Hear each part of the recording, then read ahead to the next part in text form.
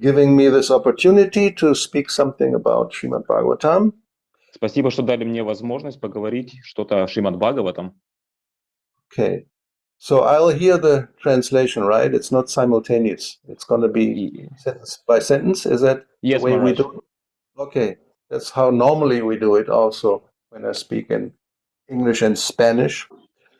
I'll try to, I'm not going to speak so fast, but anyway, if it's sentence by sentence, should be okay. Yes, Maharaj. Let me see. There's already something in the chat. Is that for me? No, I don't speak Russian, so I have Так, что-то no в idea. чате, это не для меня, да? Хорошо. Я по-русски не говорю. I don't have to look at the chat, right? It doesn't look like. No need for that. Okay, so let us begin. Давайте же начнем. Could Yes, you please. sorry, Maharaj, could you put your screen a little up because we just saw you up to here. Yeah. Is that better? Yeah, Natalia, да. Yeah. Сейчас лучше видно? Is that all right? It's okay? Yeah. Okay, thank you. Okay, let's begin. Давайте же начнем. Om Namo Bhagavate Vasudevaya. Well, you don't repeat, I repeat 3 times. Om Пока вы не Namo повторяете, я повторю Bhagavate трижды. Vasudevaya. Om Namo Bhagavate Vasudevaya. So I want in the beginning recite 2 verses from this chapter 9, translation purport by His Divine Grace A.C. Bhaktivedanta Swami Prabhupada, which is about Brahma's prayers for creative energy. Я бы хотел для начала прочитать пару молитв из 9 главы, где Шрила Прабхупада комментирует, и это молитвы Господа Брахмы. It's verse 5 and 11, which are very special, as you will see. Это тексты 5 и 11, как вы увидите, они очень особенные. Itu tvadiya charanambuja kosha gandham jigranti karna vivarai shruti vasanitam bhaktya grihita charana paraya chatesham napai shinata hridayam buruhat svapungsam.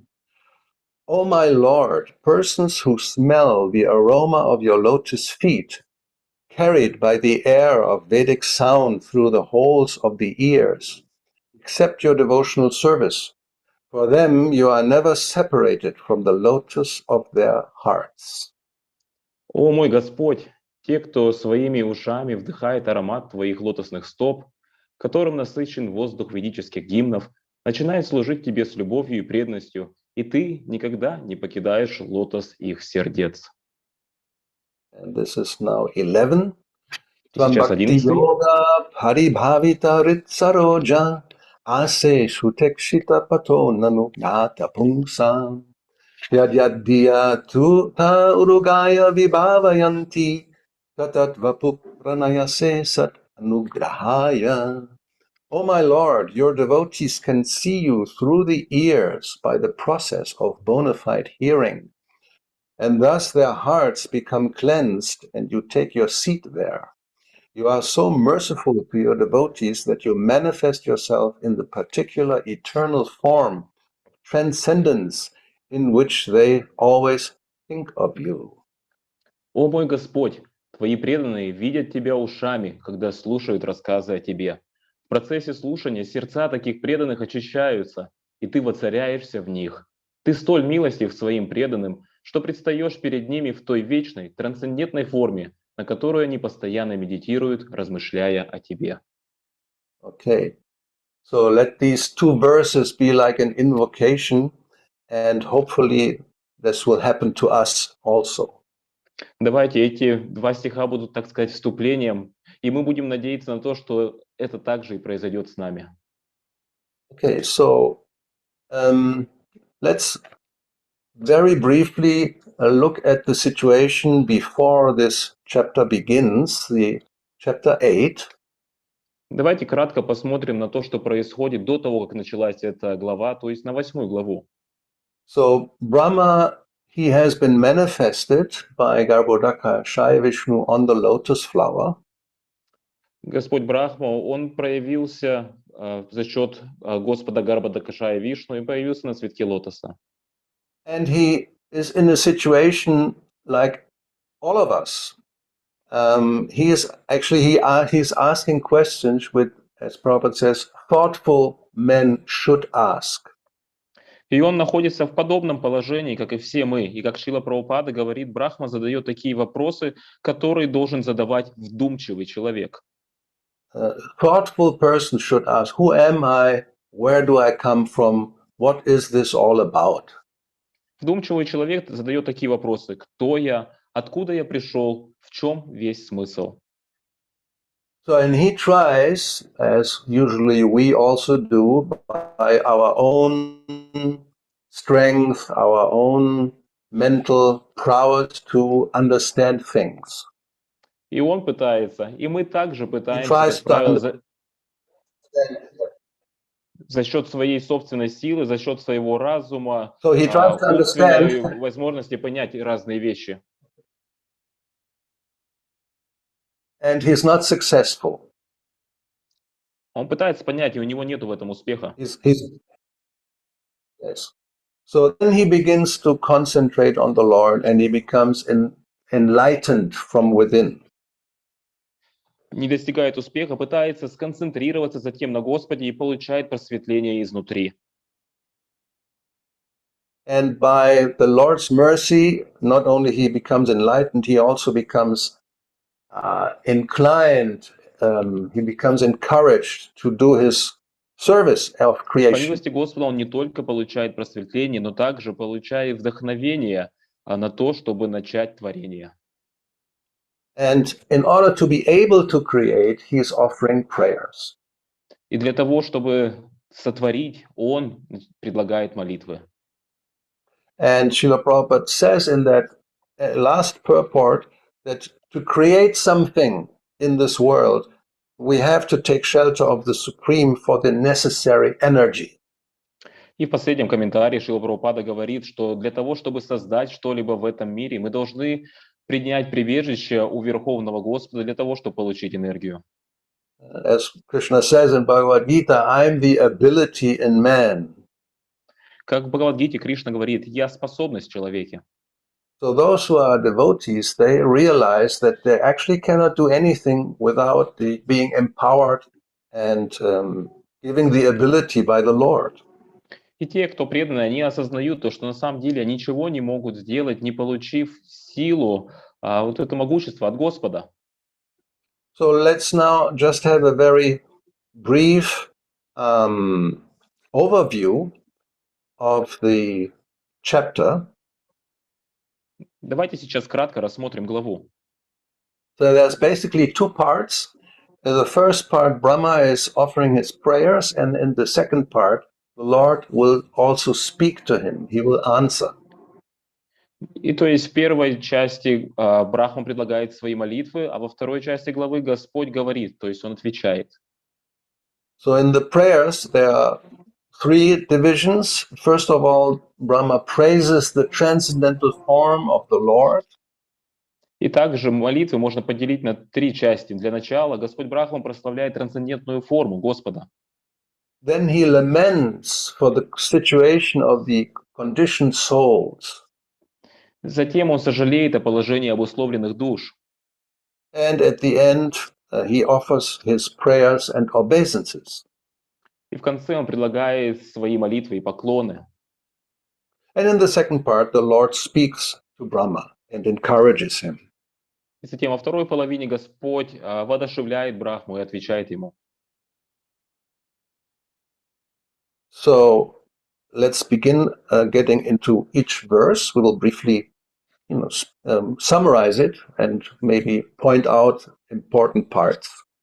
Давайте же кратко рассмотрим каждый стих и, возможно, выберем какие-то важные моменты. So first verse speaks about the supreme cause and how to know him and why one may not be able to know him.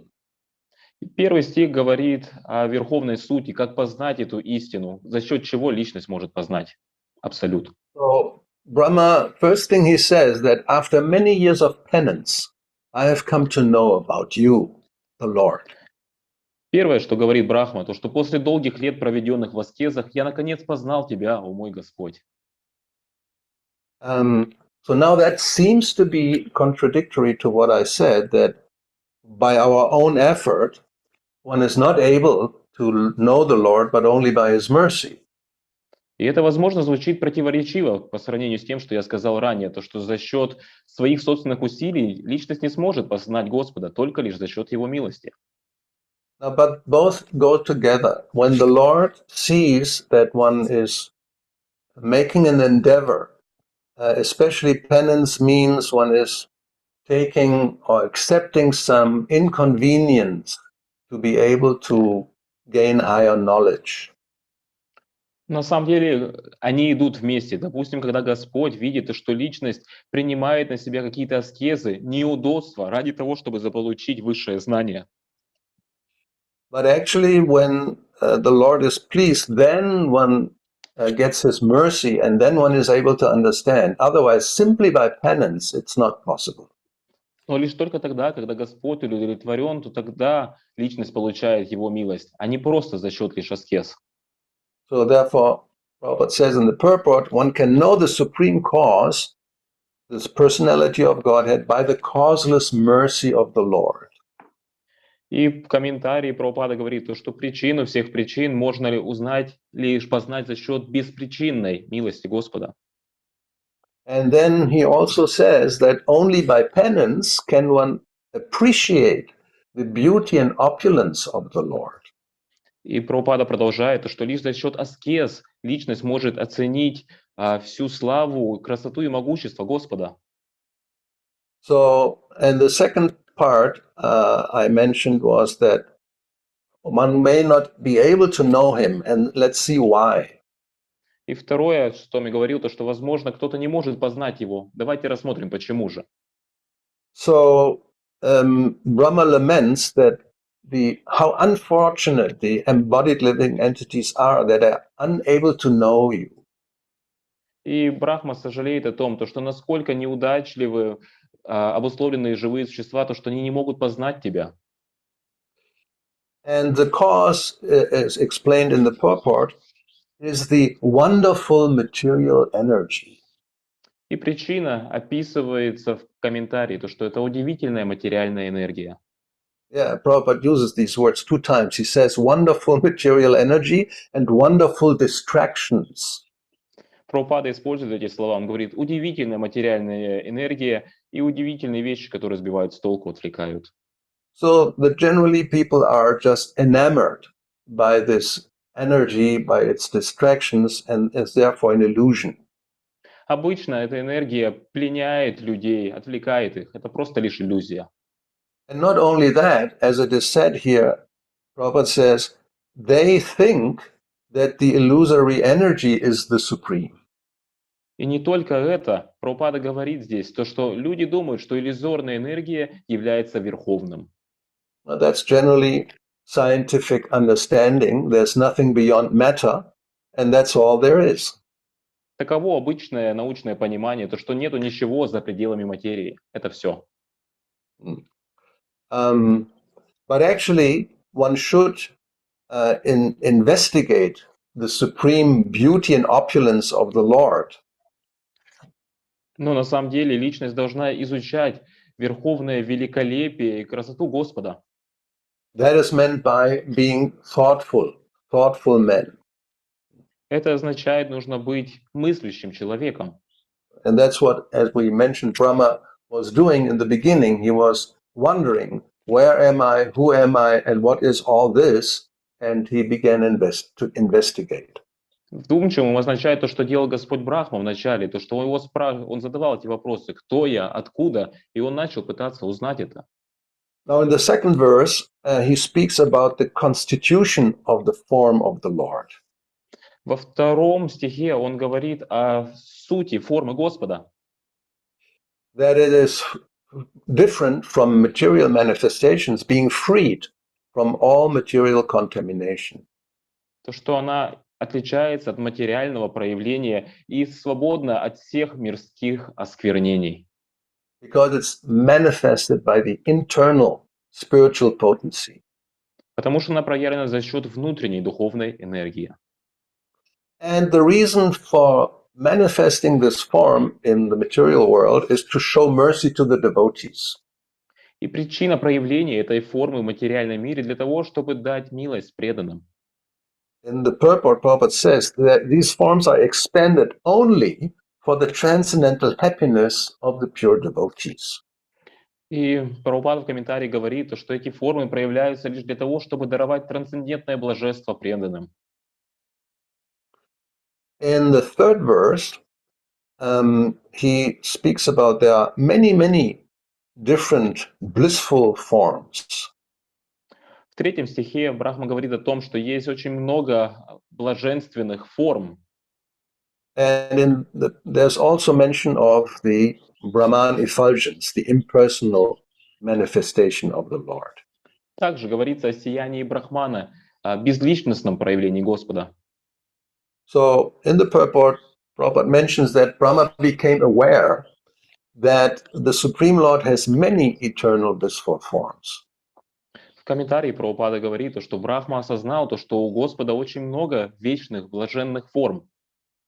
And only by devotional perfection can one understand this and the impersonal Brahma Jyoti as a partial manifestation. И только за счет совершенства преданности личность может понять это и также частичное проявление Господа как Брахма-Джьоти.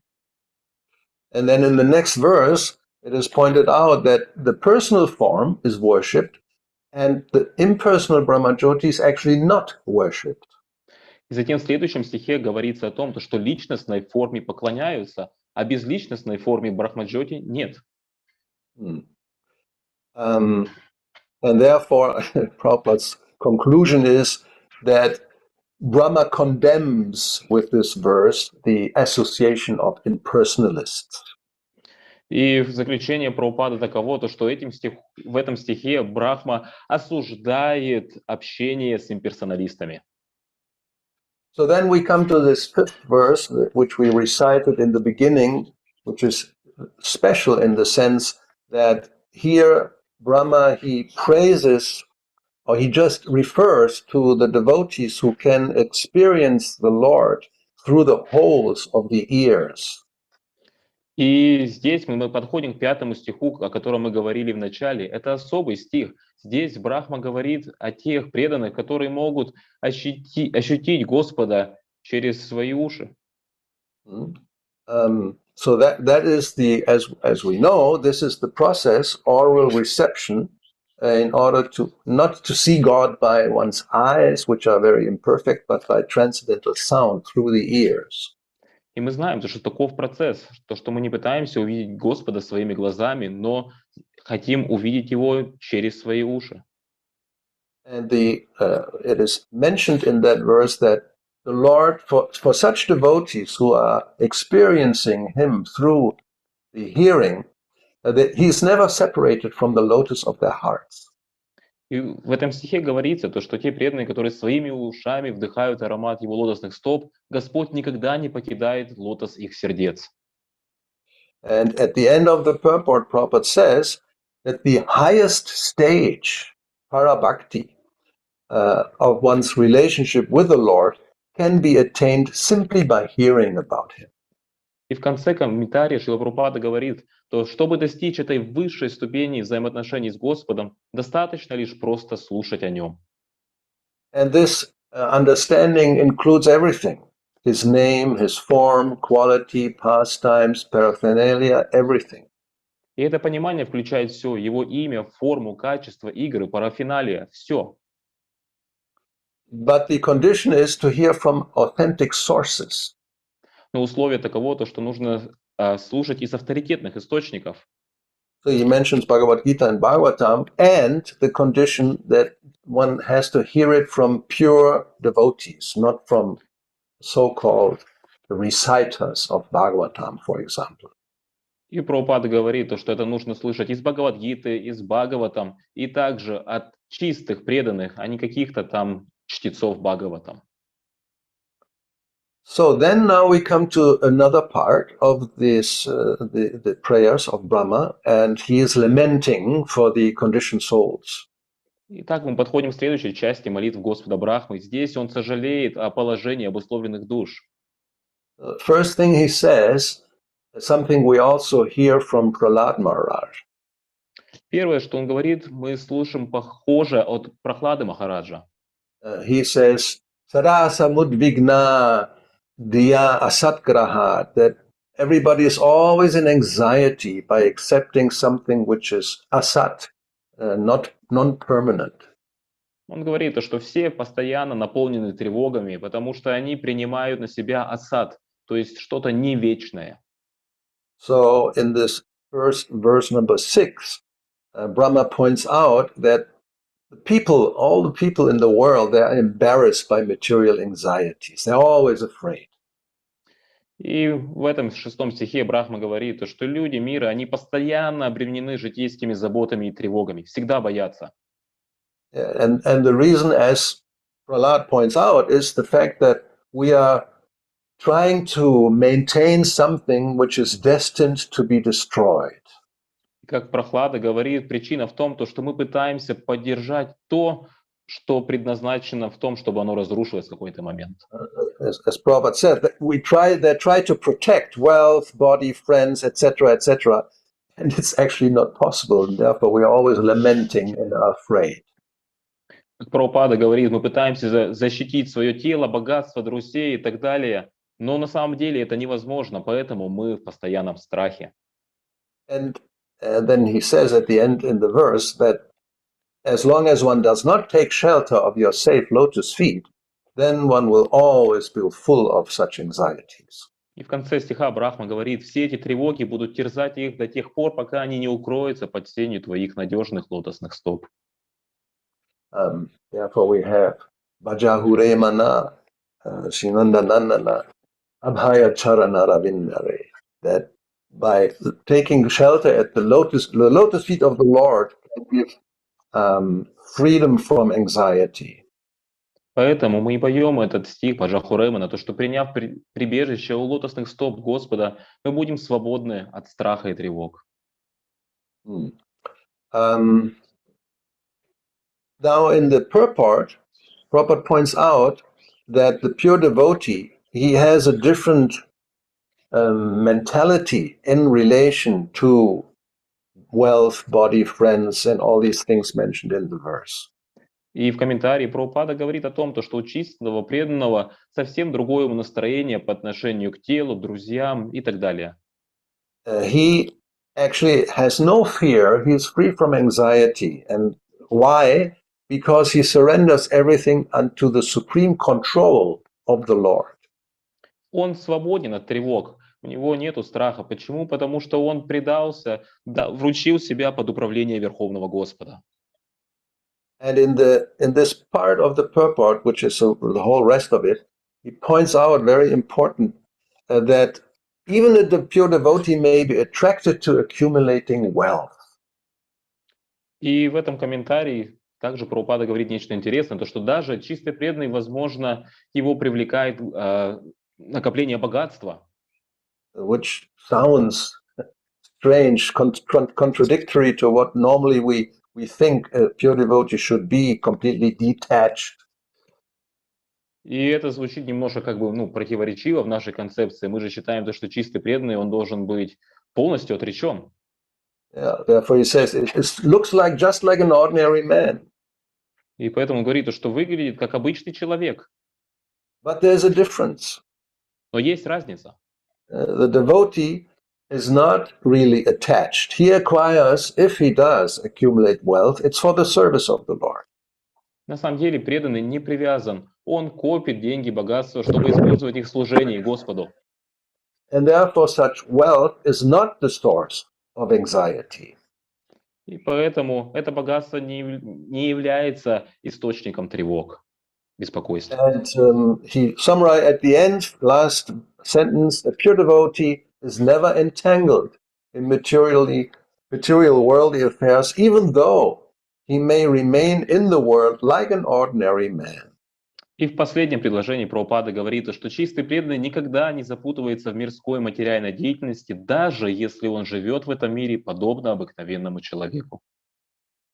In verse number 7, Brahma, again, he laments that people are engaged in inauspicious activities, and they are bereft of the all-auspicious activities of chanting, hearing of the В 7 Lord. стихе Брахма опять же сожалеет о том, что люди отделили себя от благочестивой деятельности и не задействуют себя в трансцендентных деяниях, слушаниях и повествовании о Господе.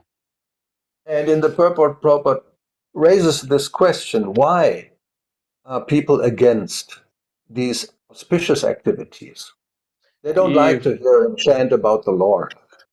и в комментарии Прабхупада задает вопрос, почему же людей не привлекает такая благотворительная деятельность, им не привлекает слушание и повторение славы Господа? And he gives the answer, which we will see later. This will come up again. The answer to this question is that they are unfortunate, and we will see why. И он дает ответ на этот вопрос, и мы его также рассмотрим потом в дальнейшем. Ответ в том, что они неудачливы. Почему же? He says it's due to supernatural control due to their offensive activities. Это говорится, что это из-за их оскорбительной деятельности. So let's think about that. So what are offensive activities?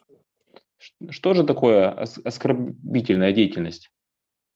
We may remember Rishabdev, he says, Nunam pramatang kurute vikarma, yat indriya pritya aprinoti, that people they don't hesitate to engage in all kinds of activities just to gratify the senses. Мы можем вспомнить примеры Ришабадева. Он говорит о том, что люди, они даже на секунду не задумываются о том, чтобы задействовать себя в различных видах греховной деятельности. Here it is, Prabhupada says, offensive activities performed simply for the sake of sense gratification.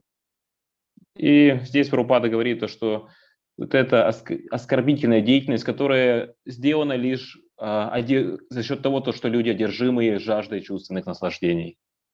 And of course, we can observe this in the world. People don't hesitate to do anything, even kill or anything abominable, just to get wealth or prestige or some facility for enjoyment. И в миру мы можем заметить, что людей ничто не останавливает, они готовы кого-то убить или украсть, или еще что-то, чтобы просто заполучить богатство, престиж, славу и так далее. But there's a supernatural control, so you can't get away with acting in any sinful way and there's no reaction. No, there is reaction because of supernatural control. Но есть сверхъестественный контроль, сверхъестественная сила, и таким образом ты не сможешь просто убежать, сотворив какое-то неправильное действие. So the last point Prabhupada makes in this purport is that only by the grace of pure devotees can such unfortunate men be elevated to the position of transcendental service. И в конце комментария говорит, что только по милости чистых преданных эти несчастные люди могут достичь уровня трансцендентного служения Господу. So the same theme is continued in the next verse, 8. Again, Brahma speaks about the poor creatures who are constantly perplexed by so many problems. И эта тема также продолжается в следующем стихе. Брахма говорит, что эти несчастные существа постоянно испытывают различные муки. And he concludes saying, I take pity on them and I'm very much aggrieved for them. И он заключает свои слова тем, что он говорит, что это вызывает у меня жалость, и сердце мое сжимается от сострадания к ним. Which is very similar again to Prahlad Maharaj's prayer to Nrsingadev, Naivod Vijay Paraduratya Vaitaranyas, where he says, I'm not afraid of material existence. И это очень схоже с молитвой Прахлады Махараджа, где он говорит Господу Нарасимхадеву, что я не боюсь материального творения. I'm absorbed in the glories of your pastimes. I'm tasting actually amrita, nectar. Я поглощен в славу твоих игр. Я на самом деле вкушаю амриту, нектар. But Shoshetato, I'm also very much aggrieved seeing these people engaged in like carrying heavy loads of making plans for material enjoyment. Но у меня есть чувство жалости по отношению к этим людям, которые просто бегают, стремятся за материальным наслаждением. So in the purport, Prabhupada points out that the pure devotees, they're always unhappy to see the perplexities of the conditioned souls. И в комментарии Прабхупада говорит, что чистому преданному Господа всегда больно видеть муки обусловленных душ. And he said, unless the devotees take pity on them and teach them the right path, their lives are hopeless failures. И он говорит, что ежели преданные не проявят свою милость к ним и свою жалость, то жизнь этих людей будет безнадежным провалом. And he says that the devotees who voluntarily take the responsibility of raising the foolish materialistic sense enjoyers are as confidential to the Lord as Lord Brahma. И он продолжает, что преданные, которые берут на себя ответственность за спасение глупых материалистов, жаждущих чувственных наслаждений, так же дороги Господу, как ему дорог Господь Брахма.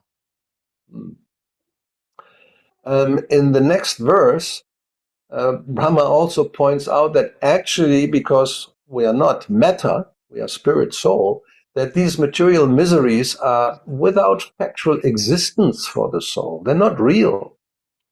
И в следующем стихе Господь Брахма говорит, так как мы не являемся материей, а мы духовная душа, то эти материальные страдания, они не являются таковыми, это лишь всего-навсего иллюзия. But because of this identification, one sees the body as the self, one cannot get out of these material miseries. Но это из-за отождествления, так как личность рассматривает свое тело как свое «я», из-за этого она не может выбраться из этих страданий. Now, in the purport, Prabhupada, he says that the whole trouble is that one has an independent conception of life. И в комментарии Прабхупада говорит, что источником всех бед является то, что личность имеет независимую концепцию жизни.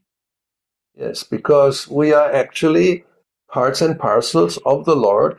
We have a dependent situation as our constitutional position. Потому что на самом деле мы являемся неотъемлемыми частичками Господа. Это наше изначальное положение. And in that constitutional position, the natural activity is to dovetail everything with the Supreme. И в естественном состоянии, естественной деятельностью будет то, что мы согласуем все свое вместе с Господом. But as Prabhupada says in the purport, as long as one does not do that, then one is sure to be dragged on the shackles of material bondage. И в комментарии Прабхупада говорит, что пока личность не сделает это, он будет обречен влачить жалкое существование, закованное в кандалы материального рабства. So, text number 10 Десятый is текст. about, yes, non-devotees engaged in troublesome duties. Это о том, что непреданные, которые задействованы в безрадостном труде. Let's see. So, by being engaged in troublesome work, one will suffer the consequences. And they are pointed out in the verse as, for example, insomnia or frustration of all the plans one may make. Когда личность задействована в тяжелом труде, то будет она также страдать последствиями. И как в стихе говорится, это может быть бессонница или еще что-то другое. So, and in the purport, we will hear about, being engaged in what is called ugra karma, or yes, trouble. Here it's translated as troublesome duties or horrible work. И то есть в комментарии мы услышим о угракарме. То есть угракарма – это тяжелый труд. Artificial life against violating the laws of nature. Неестественная жизнь, которая противоречит законам природы. Prabhupada talks about factories where one is involved in working with huge mechanical arrangements. Прабхупада говорит о заводах, где людям приходится работать на каких-то огромных станках и механизмах. And that discovery of atomic energy for the quick destruction of the world. И также открытие атомной энергии для быстрого разрушения мира. So the conclusion he points out is that all these people who are against the principle of devotional service are destined to rotate in this material world without fail. И Прабхупада заключает, что все те люди, кто отвергает преданное служение, обречены снова и снова рождаться и умирать. And in the verse, Brahma also mentioned great sages, that even they must rotate in the material world if they are against the Lord. И в этом стихе Господь Брахма говорит о том, что даже мудрецы вынуждены вращаться в этом мире, если они не повернулись к Господу. As we will see in the purport, he, of course, Prabhupada again especially refers to the impersonalists, Mayavadis. Как мы, если рассмотрим комментарий, то мы снова увидим то, что Прабхупада говорит в этом ключе о имперсоналистах, о Майяваде. Yes, one may be very learned scholar. То, что кто-то может быть очень знатным ученым. And be very austere, great penance and austerity, yes. И быть большим аскетом, совершающим аскезы. In the verse he quotes, the very famous words from the 10th canto, this is Aruya Krichtrena. This is very severe, painful austerities. И в этом стихе он также цитирует из 10-й песни известный стих Аруя Кричхена, то есть это очень суровые эпитимии. So one may parampadam, one may rise apparently to self-realization. И кто-то может, видимо, дойти до самоосознания. But then one will fall down because one ignores, is against the lotus feet of the Lord, against devotional service. Но затем эта личность падет, потому что она игнорирует, она против лотосных стоп Господа, против преданного служения. Further down in the purport, then Prabhupada, in contrast, shows what is real dharma or knowledge, dharma to sakshat bhagavat pranitam. Затем Прабхупада говорит о том, что же является истинной дхармой, знанием. Now he quotes this because when he refers to these great sages, he says some of them, they invent their own system of religion or spirituality. И он цитирует этот стих, и там упоминаются различные, многие мудрецы, и там говорится то, что они также придумывают свои собственные системы духовности. He said one cannot manufacture one's own system. И он говорит, что кто-то не может просто взять и придумать свою собственную духовную систему. Therefore he quotes these verses from the 6th canto, which begin to say that the principles of religion are initiated by the Supreme Personality of Godhead and no one else. И затем он цитирует этот стих из 6-й песни, который говорит то, что принципы религии, они устанавливаются Верховным Создателем, Творителем и никем иным. That including sages and demigods, they cannot manufacture such principles of religion. Не мудрецы, не полубоги, они не могут создавать эти принципы религии. Then at the end, or the last part of the purport, he speaks also about non-violence necessary for misguided persons. И затем в конце комментария он говорит также о принципе непричинения вреда живым существам. Yeah, non-violence in this sense is, one may call it a sub-religious principle. Ненасилие, кто-то может, в принципе, назвать это как подрелигиозный принцип. He says, unless one is moral and non-violent, or have these kind of, it's actually not spiritual, it's material qualities, but in goodness, in sattva guna, unless one is situated in that, one cannot understand the principles of religion. И он говорит, что пока люди не будут следовать принципам морали, у них не будет доброты, конечно, это не являются духовными принципами, они принципами в гудность, в гуне благости, но до этого понимания, до этого следования человек не сможет следовать религии. But again, he points out, and this is important, that even though one may have these qualities of being non-violent, very moral, still, because religious principles are very confidential, it's not really possible to understand them. И даже тот, Just by кто being moral and non-violent is not sufficient to understand the confidential part. И Прабхупада говорит, что даже тот, кто неукоснительно соблюдает все моральные принципы, не причиняет вреда живым существам, все равно очень трудно понять, что такое истинная религия, потому что это очень сокровенная часть. Yeah, one has to hear from authorities like in these verses is mentioned the 12 Mahajans, one has to hear from them. They are authorized to speak and propagate principles of religion. Нужно слушать от авторитетов, как в этих стихах говорились эти 12 махаджан, то есть от старших авторитетов, которые уполномочены для того, чтобы говорить о высших принципах религии. So in the next verse, Brahma praises the devotees and the Lord's mercy who reveals himself in a form that the devotee likes to worship. В следующем стихе Господь Брахман прославляет преданных и также милостивого Господа, который проявляется в той форме для преданного, на которую этот преданный медитирует и хочет поклоняться.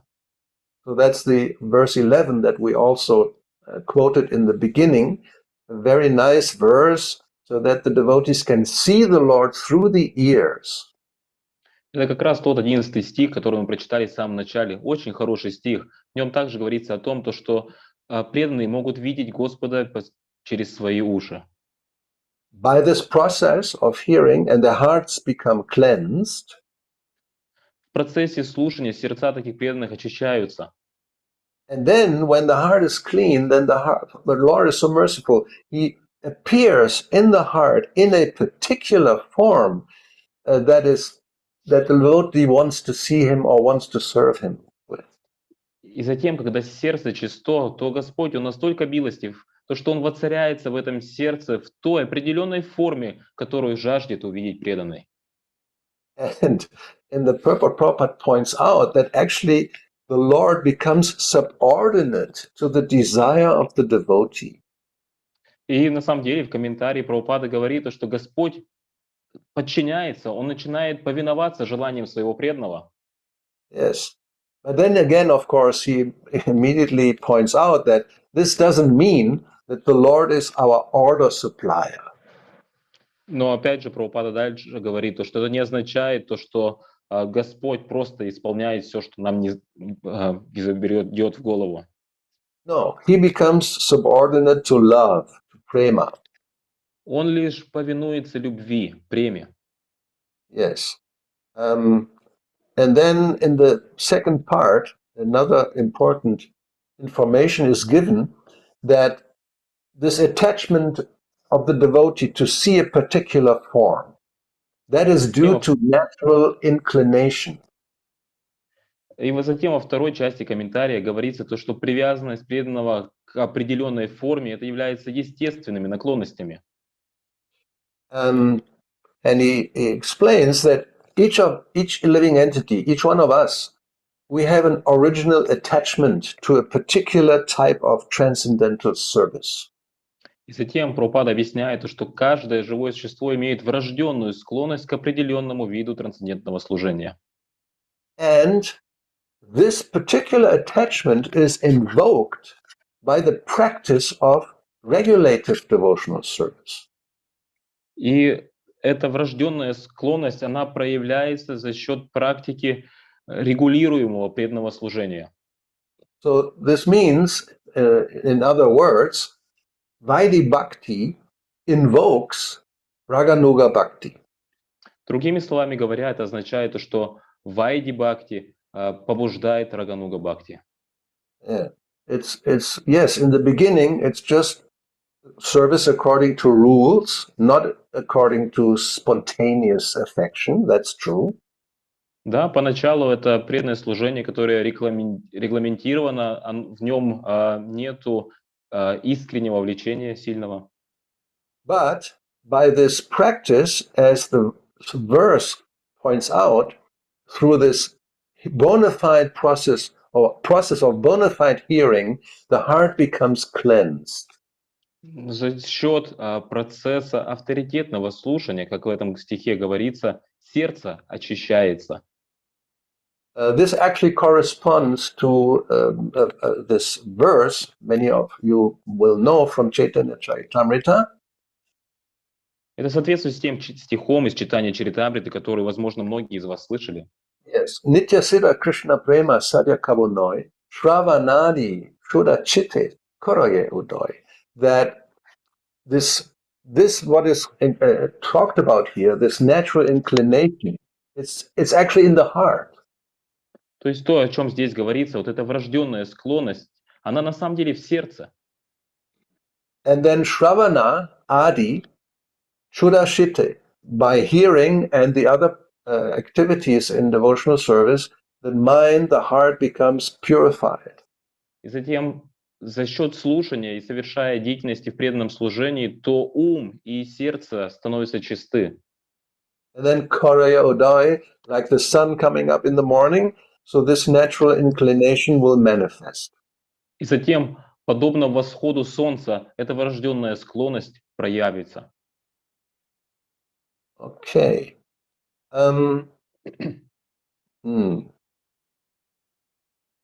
Then also something is mentioned which is generally, I mean, not the first time I hear it, but it surprised me to hear this or see this term Prabhupada uses, casual devotees. И здесь также говорится о том, ну, то есть тот термин, который я ранее как бы не слышал, или был бы даже сказать немножко удивлен, когда он говорил то, что такой расслабленный, преданный. Yeah, so he says, yes, the Lord sits in the lotus heart of the devotee. То есть, да, Господь, Он сидит в лотосе сердца преданного. But he does not reveal himself to the non-devotees or casual devotees. Но Он не открывает себя непреданным или расслабленным преданным. What is a casual devotee, we may ask. А что же означает расслабленный преданный, мы можем задаться вопросом. So, if we look at the word, it comes from Latin, casualis, which means by chance or not regulated. Если мы будем рассматривать именно корни этого слова с латинского, то оно будет обозначать то, что нерегулируемый. Unmethodical. It's not according to method. Even it means sometimes there's not really an interest. Show a lack of interest. То есть не методичный. Это подразумевает то, что отсутствует заинтересованность. So that means, yes, there's a devotee, but his service or his practice is not regulated. It's casual. Sometimes I feel like, and then I don't. So this type of devotee, very difficult to reach perfection. То есть, да, есть преданный, но его практика нерегулируемая, не соответствует регламенту и несерьезный. И для таких преданных очень трудно достичь совершенства. And what's the reason for being or becoming a casual devotee? И в чем же причина, то, что мы становимся несерьезными, расслабленными преданными? Well, as he says here, they are actually serving their sense gratification. Здесь говорится об этом, то, что на самом деле они служат своему чувственному наслаждению. And that is further explained in the next verse, where the demigods are mentioned. And Brahma says that actually, my Lord, you're not very much satisfied by the worship of the demigods. И в следующем стихе это также продолжает описываться, то, что Господь Брахма говорит, то, что Господь, тебя на самом деле не радует поклонение полубогов? Because they are called Sakama devotees. Потому что они известны как сакама, преданные. They are also, yes, they want to serve the Lord, but they still have also a desire to enjoy their senses. Да, они хотят служить Господу, но по-прежнему имеют желание служить своим чувствам. Let's see. So here he says, the demigods in the heavenly planets and many devotees on this planet also want to remain in the material world as devotees of the Lord and take advantage of material happiness. То есть здесь говорится, то, что полубоги, обитающие на райских планетах и управляющие делами во Вселенной, также являются преданными Господа, но вместе с тем их сердцах живет желание материального богатства и чувственных удовольствий. And they do so at a risk of falling down to the lower status of existence, and this makes the Lord dissatisfied with them. И они заняты этим и рискуют тем, то, что они могут впасть в низы мироздания, и это делает Господа неудовлетворенным ими, недовольным.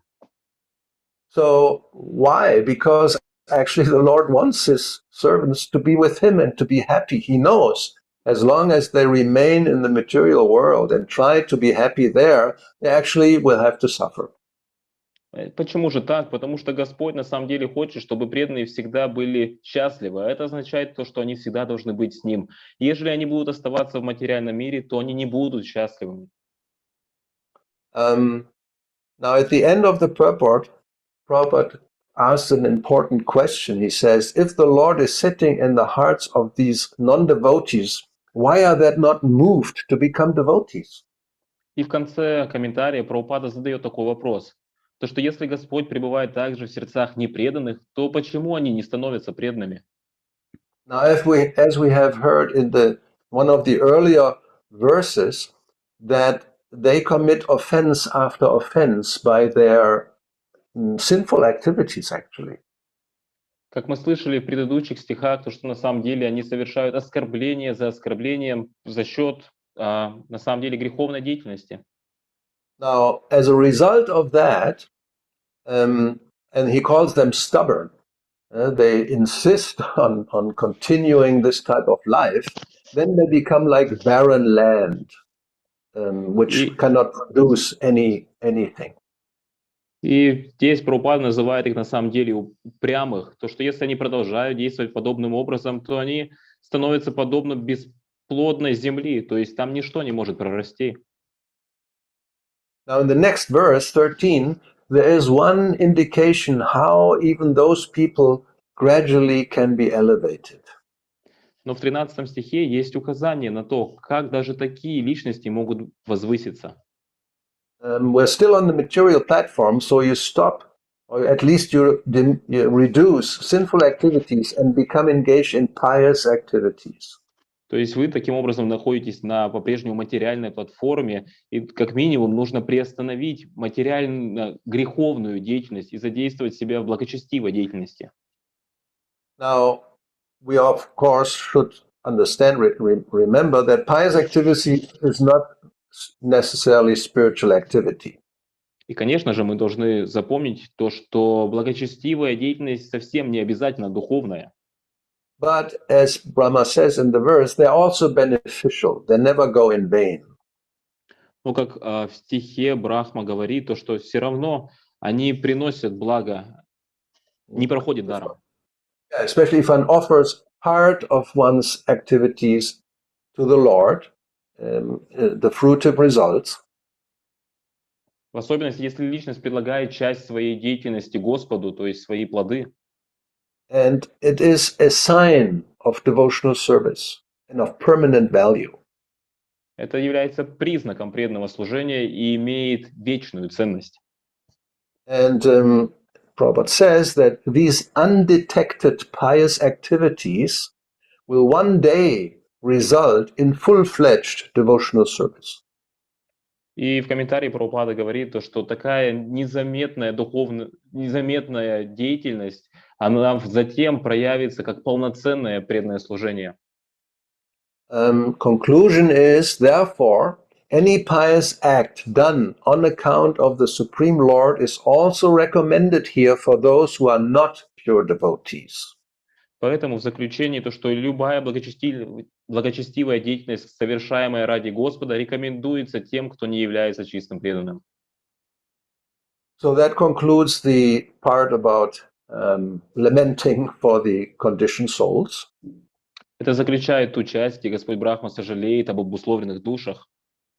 Now from verse 14 to 25, Brahma is offering his prayers and obeisances. Затем с 14 по 25 стих Господь Брахма приносит свои молитвы и поклоны. 14, he points out the distinction between him, the Lord, and the living entities. В 14 Брахма говорит о различии между Господом и живыми существами. And he says, Prabhupada says in the purport that the distinction between the Lord and the living entity is definitely experienced when there is sufficient intelligence to understand his, the Lord's, internal potency as distinguished from the external potency by which he makes possible the material manifestation. И в комментарии Прабхупада говорит, что разницу между Господом и живыми существами может ощутить тот, кто разумен, чтобы понять, чем внутренняя энергия Господа отличается от его внешней энергии, посредством которой он творит материальный мир. So in verse 15, Brahma, he speaks about the Lord's activities as imitation of ordinary activities. И в 15 стихе Господь Брахма говорит о деятельности Господа, которая похожа на обычную деятельность. He calls them mysterious imitations of worldly affairs. И он это называет мистическое подражание мирской деятельности. But he says that when somebody remembers this at the time of death, then one will immediately become completely purified and go back home, back to Godhead. Но при этом он говорит, что тот, кто вспомнит об этом в момент смерти, расставаясь с жизнью, он, несомненно, очистится и вернется назад к Богу. Which corresponds to what Krishna says in Bhagavad Gita in the 8th chapter, Antakale chamameva smaran muktva kalevaram yakprayati samadbhavam. Anybody who remembers me at the Antakale, at the end of life, he will come to me. И это соответствует словам Господа Кришны, Бхагавадгиты, то, что антакале, то, что тот, кто будет помнить обо мне в момент расставания с телом, он придет ко мне. So in the purport, Prabhupada explains that the Lord is like an actor on the stage. И в комментарии Прабхупада объясняет, то, что Господь, его можно уподобить актеру на сцене. And the different activities of the incarnations are like a kind of imitation of the activities that are going on in the material world. И различные деяния, воплощения, они подобны, по сути, повторяют деятельность, которая происходит в материальном мире. And he gives the example of lifting Govardhan Hill. Он говорит, дает пример поднятия холма Гавардхана. He can lift, of course, hills. He has planets floating.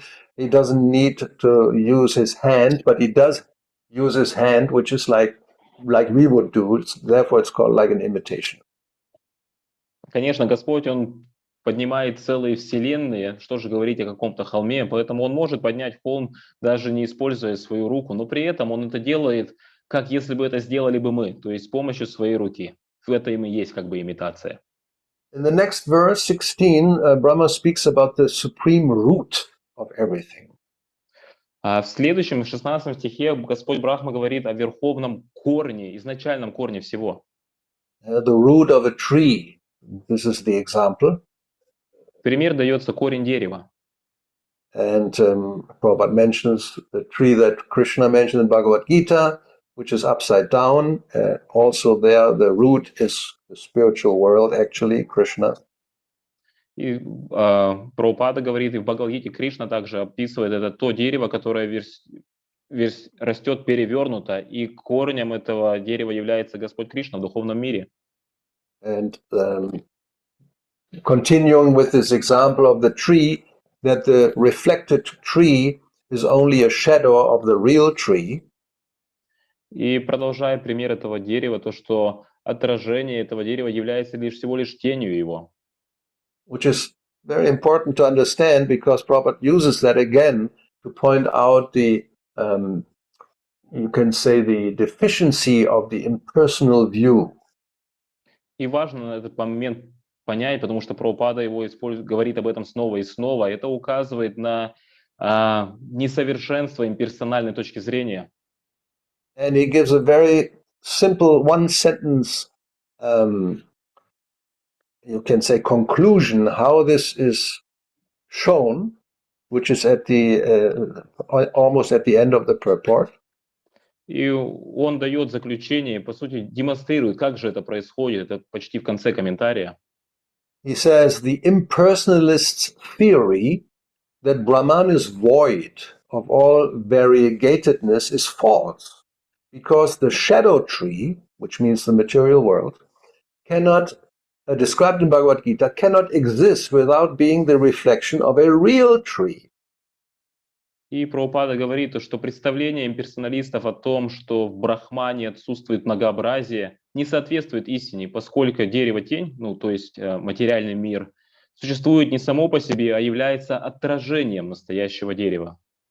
Now this reminds me of Ishopanishad invocation, Om Purnam, where Prabhupada in the purport says that the Supreme has to be both impersonal and personal. Это напоминает мне о вступлении Ишапанишад, Ом Пурнам, где в комментарии говорит то, что Верховный — это тот, кто должен быть и личностным, и безличностным. Because if he's Purnam, he's complete, then personality has also to be there, not just no personality. Both have to be there. Потому что если он пурна, то есть полон, то в этой полноте должна быть также и личность. В противном случае это была бы не полнота, если бы что-то отсутствовало. Okay. Then in the next verse, Brahma offers his obeisances to the Lord who acts as eternal time. Затем в следующем стихе Господь Брахма склоняется перед Господом, который является в образе вечного времени. And as we know, Bhagavad Gita, Krishna says, Kalosmi, I am time and I'm the destroyer of everything. И как мы знаем, в Гите Кришна говорит: «Я время, я тот, кто разрушаю все».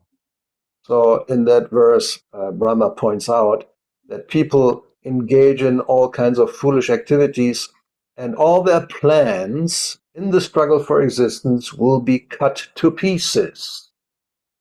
И в этом стихе Господь Брахма говорит, что люди занимаются бессмысленной деятельностью, и все их планы, которые они строят, будут обречены на крушение, на кусочки распадутся. So unless one takes to devotional service, all these activities are ultimately bound to be failures. И если личность не придет к преданному служению, то вся эта деятельность непременно будет провалом. In the next verse, it is to be understood that although Brahma is great, he is the greatest personality in the universe, still he offers his respects to the Lord. И в следующем стихе можно понять то, что несмотря на то, что Брахма, он велик, он величайшая личность во Вселенной, он предлагает свои поклоны Господу. He points out, although I'm this, although I'm that, although I'm very have many penances, many great leaders, still I offer my respects unto you. То есть он говорит, несмотря на то, что я это то, я повелеваю, я сделал аскезы, несмотря на все это, я склоняюсь перед тобой.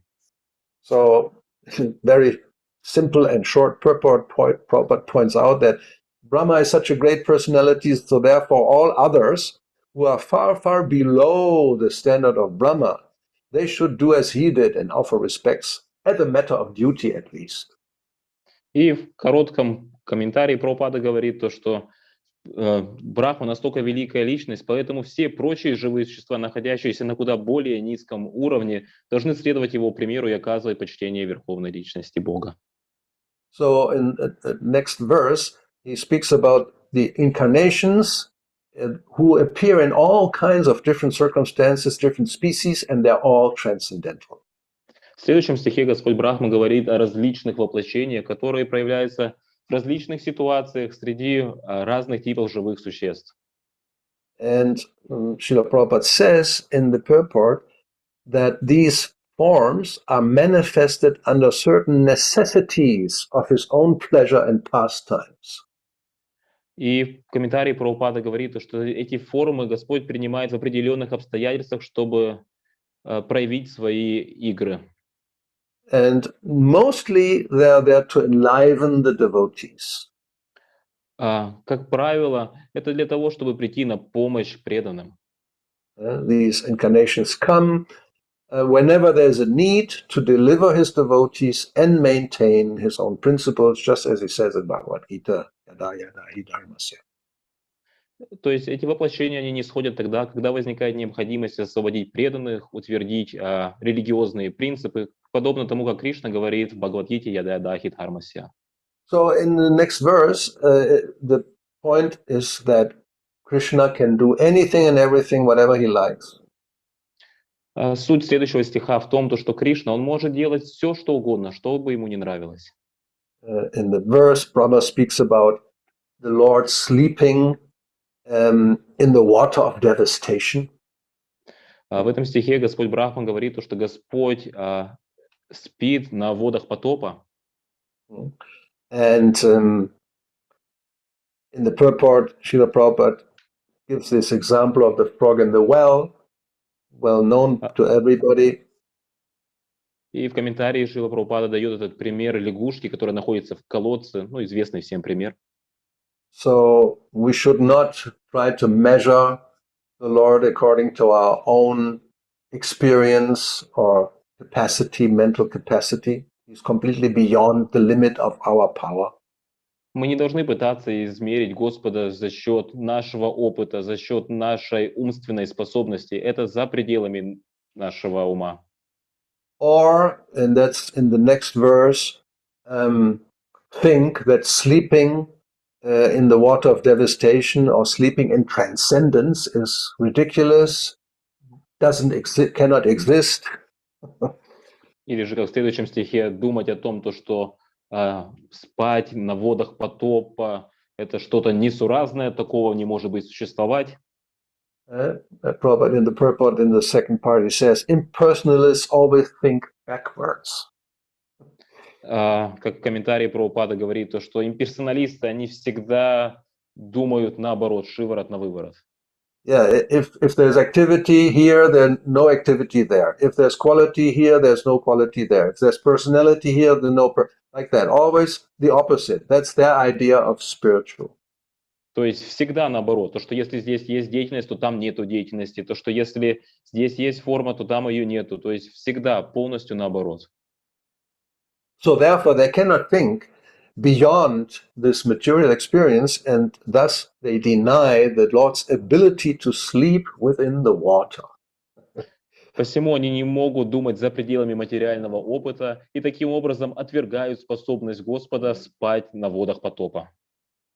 And the next verse, Brahma speaks about the eternal natural affection between the Lord and the living entity. В следующем стихе Господь Брахма говорит о вечной, естественной милости между Господом и Его преданным. Again, Prahlad Maharaj speaks about this to his friends when he instructs them. Опять же, Прахлада Махарадж говорит об этом со своими друзьями, когда дает им наставления.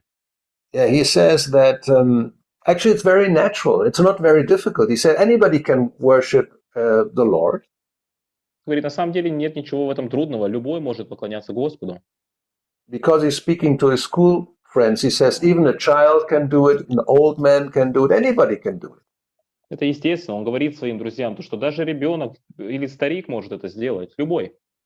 Why? Because there's a natural relationship between the Lord and his part and parcels. Почему? Потому что есть естественные отношения между Господом и Его вечными частичками. And of course, in Bhagavad Gita, also Krishna says, Suridam Sarvabhuta, I'm the friend of all living entities. Конечно же, в Бхагавадгите Кришна говорит, то, что я друг всех живых существ. So this is the natural situation. He's our friend, maintainer, protector. So therefore, as Brahma says, one should be a surrendered soul. Это естественное положение. Он наш друг, защитник. И поэтому, как Господь Брахма говорит, мы должны быть преданы душой. Now, in the next verse, Brahma, he's praying for some benediction. А в следующем стихе Брахма молится о некоторых благословениях. Because he's supposed now to create the material world, Потому что сейчас он должен творить материальный мир. so he says, please, let me not be affected by my work and become proud as the creator. И он говорит, пожалуйста, сделай так, чтобы эта деятельность не оказала на меня материального влияния, чтобы я не возгордился, будучи творителем. He understands that actually he is the secondary creator. The original, the cause of all causes, sarva karana karanam, that's the Lord himself. Он на самом деле понимает, что он второстепенный творец. Изначальной причиной всех причин является сам Господь, Сарвакарана. So we can read from the last part of the purport that Brahma, who was only an assistant in the modes of creation, wanted to remain in his actual position as an instrument of the Lord instead of becoming puffed up by the false prestige of thinking himself the creator. И в комментарии Прабхупада говорит, что Брахма всего-навсего выполняет функции одного из помощников Господа. И поэтому он здесь просит Господа дать ему возможность все время помнить о нем, чтобы он не возгордился и не возомнил себя истинным Творцом. That is the way of becoming dear to the Supreme Lord and receiving his benediction. Таким образом, мы должны покориться Верховному Господу и следовать Его благословению. Foolish men want to take credit for all creations made by them, but intelligent persons know very well that not a blade of grass can move without the will of the Lord. Глупцы стремятся поставить это в заслугу самим себе, но разумный человек прекрасно знает, что даже травинка не шелохнется без дозволения Господа. And thus all the credit for wonderful creations must go to him. Поэтому заслуга сотворения всего чудесного, удивительного принадлежит Господу. So next verse, Brahma again prays, very similar, that he may not be deviated. А в следующем стихе подобным образом Брахма продолжает молиться, что молит о том, чтобы я не отклонился. And in the purport, Prabhupada relates this to the fact that he has to become in contact with so many vicious living entities. И в комментарии Прабхупада говорит о том, что ему придется соприкасаться с великим множеством порочных живых существ. Yeah, it's like asat sangha, bad company. То есть это асад-санга, плохое общение. So Brahma wants to be protected by the Lord. И Брахман хочет, чтобы Господь защитил его. And Prabhupada says, unless one is sufficiently protected by the Lord, he may fall down from his spiritual position. И Прабхупада говорит, что ежели личность не защищена Верховным Господом, то он может пасть с своего возвышенного положения. Therefore, one has to pray constantly to the Lord for protection and the blessing to carry out one's duty. Поэтому мы всегда должны молить Господа о защите, и чтобы Он благословил нас на выполнение нашего долга. And of course, he relates this to missionary activities, where one has to come in contact with all kinds of people, most of them not devotees, so it can become a very risky situation. И также он сравнивает это с проповедью, где личности придется соприкоснуться с оскверняющей влиянием материи много людей разных. But as we know with the Kurma Brahmana, Lord Chaitanya, he gave the assurance that if you just stick to this missionary work and follow my instructions, then you will be protected against the onslaught of material affection. Но мы знаем, как Господь Чайтанья также заверил этого Курма Брахмана, то, что если ты будешь придерживаться деятельности проповеди, не будешь отклоняться, то все будет хорошо. So in the next verse, Brahma, he speaks about the Lord as being the unlimitedly merciful. В следующем стихе Господь Брахма говорит то, что Господь безгранично милостив, That he wants to receive his benediction, and because the Lord can uplift the entire cosmic creation. и Он хочет получить Его благословение, потому что Господь, Он может поднять все мироздание. Prabhupada points out that the Lord is very merciful to all living entities. И в комментарии Прабхупада говорит, что Господь бесконечно милостив ко всем живым существам. That actually the creation of the material world is a chance for all of us to improve ourselves through devotional service. И на самом деле материальный мир создан для того, чтобы предоставить всем живым существам шанс, возможность исправиться, занимаясь преданным служением. And that the Lord expands himself, and he comes himself, he sends his devotees to help the conditioned souls. И Господь, Он распространяет себя и также посылает своих преданных, чтобы они освободили обусловленных душ. In the next verse, Maitreya, now this is at the end of Brahma's prayers, now Maitreya will just speak some, you could say, bridge verses until the Lord begins to speak. И то есть здесь заканчивается молитва Брахмы, и в следующем стихе Майтрея, он скажет несколько связывающих, так сказать, стихов, мостов, которые подведут к речи Господа. So, yeah, Brahma prayed for his mercy, now he became silent, and maybe he Брахма, a little bit exhausted by so much mental concentration. Брахма помолился о его милости, теперь замолчал, ну, по сути, можно так сказать, устал от такой сильной умственной концентрации.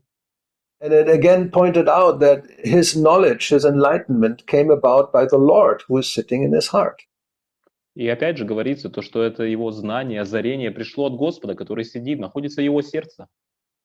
So in the purport, Prabhupada says that the spiritual master outside and inside, both are representations of the Lord. И в комментарии Прабхупада говорит, что духовный учитель, действующий извне, так же как и духовный учитель в сердце, являются представителями Господа. And unless one has contact with such bona fide representations, one cannot claim to be a spiritual master. Если человек не связан с этими истинными представителями Господа, он не имеет права называть себя духовным учителем. 27-28, still Maitreya speaking. Now the Lord sees that Brahma was a little anxious. Actually, it could be even said he was depressed by seeing the devastating waters. И в следующем стихе Майтрея описывает, что Господь понял, что Брахме не терпелось приступить к конструированию создания мироздания. По сути, он как бы даже был в унынии, увидев воды потопа. So now the Lord will speak, and he will encourage Brahma, and he will remove all these illusions. То есть сейчас заговорит Господь, Он вдохновит Брахму и очистит, уберет все иллюзии. Well, in the purport, Prabhupada simply points out that this is a very difficult task to create the material world. В комментарии Прабхупада просто говорит о том, что на самом деле это очень трудная задача сотворить материальное творение. And he concludes saying that, but by the grace of the Lord, Brahma was able to execute the tremendous task so perfectly that everyone is amazed to see the workmanship of the Vidhata, the regulator. И в конце комментария Прабхупада говорит, однако с милостью Господа Брахма сумел справиться с этой титанической задачей, столь блестящей, что все обитатели Вселенной до сих пор не перестают удивляться мастерству Видхаты, Творца. Okay, now from 29 to 45, the Lord will speak, and the first thing he will say, don't be anxious, don't be depressed, no problem. Whatever you have asked for, it's already been granted by me. И теперь с 29 по 45 стих Господь будет говорить. И первое, что Он скажет, то что нет причин унывать, не беспокойся, все устрою. А что, о чем So, ты попросил? first thing Prabhupada says, very important for all of us, any person authorized by either the Lord or his bona fide representative is already blessed, as if the work entrusted to him. И сразу в комментарии говорит, то, что каждый, которому Господь или его преданный доверяет какую-либо миссию, получает при этом благословение, которое помогает ему исполнить эту миссию. In the next verse, we can understand how one can receive the Lord's favor.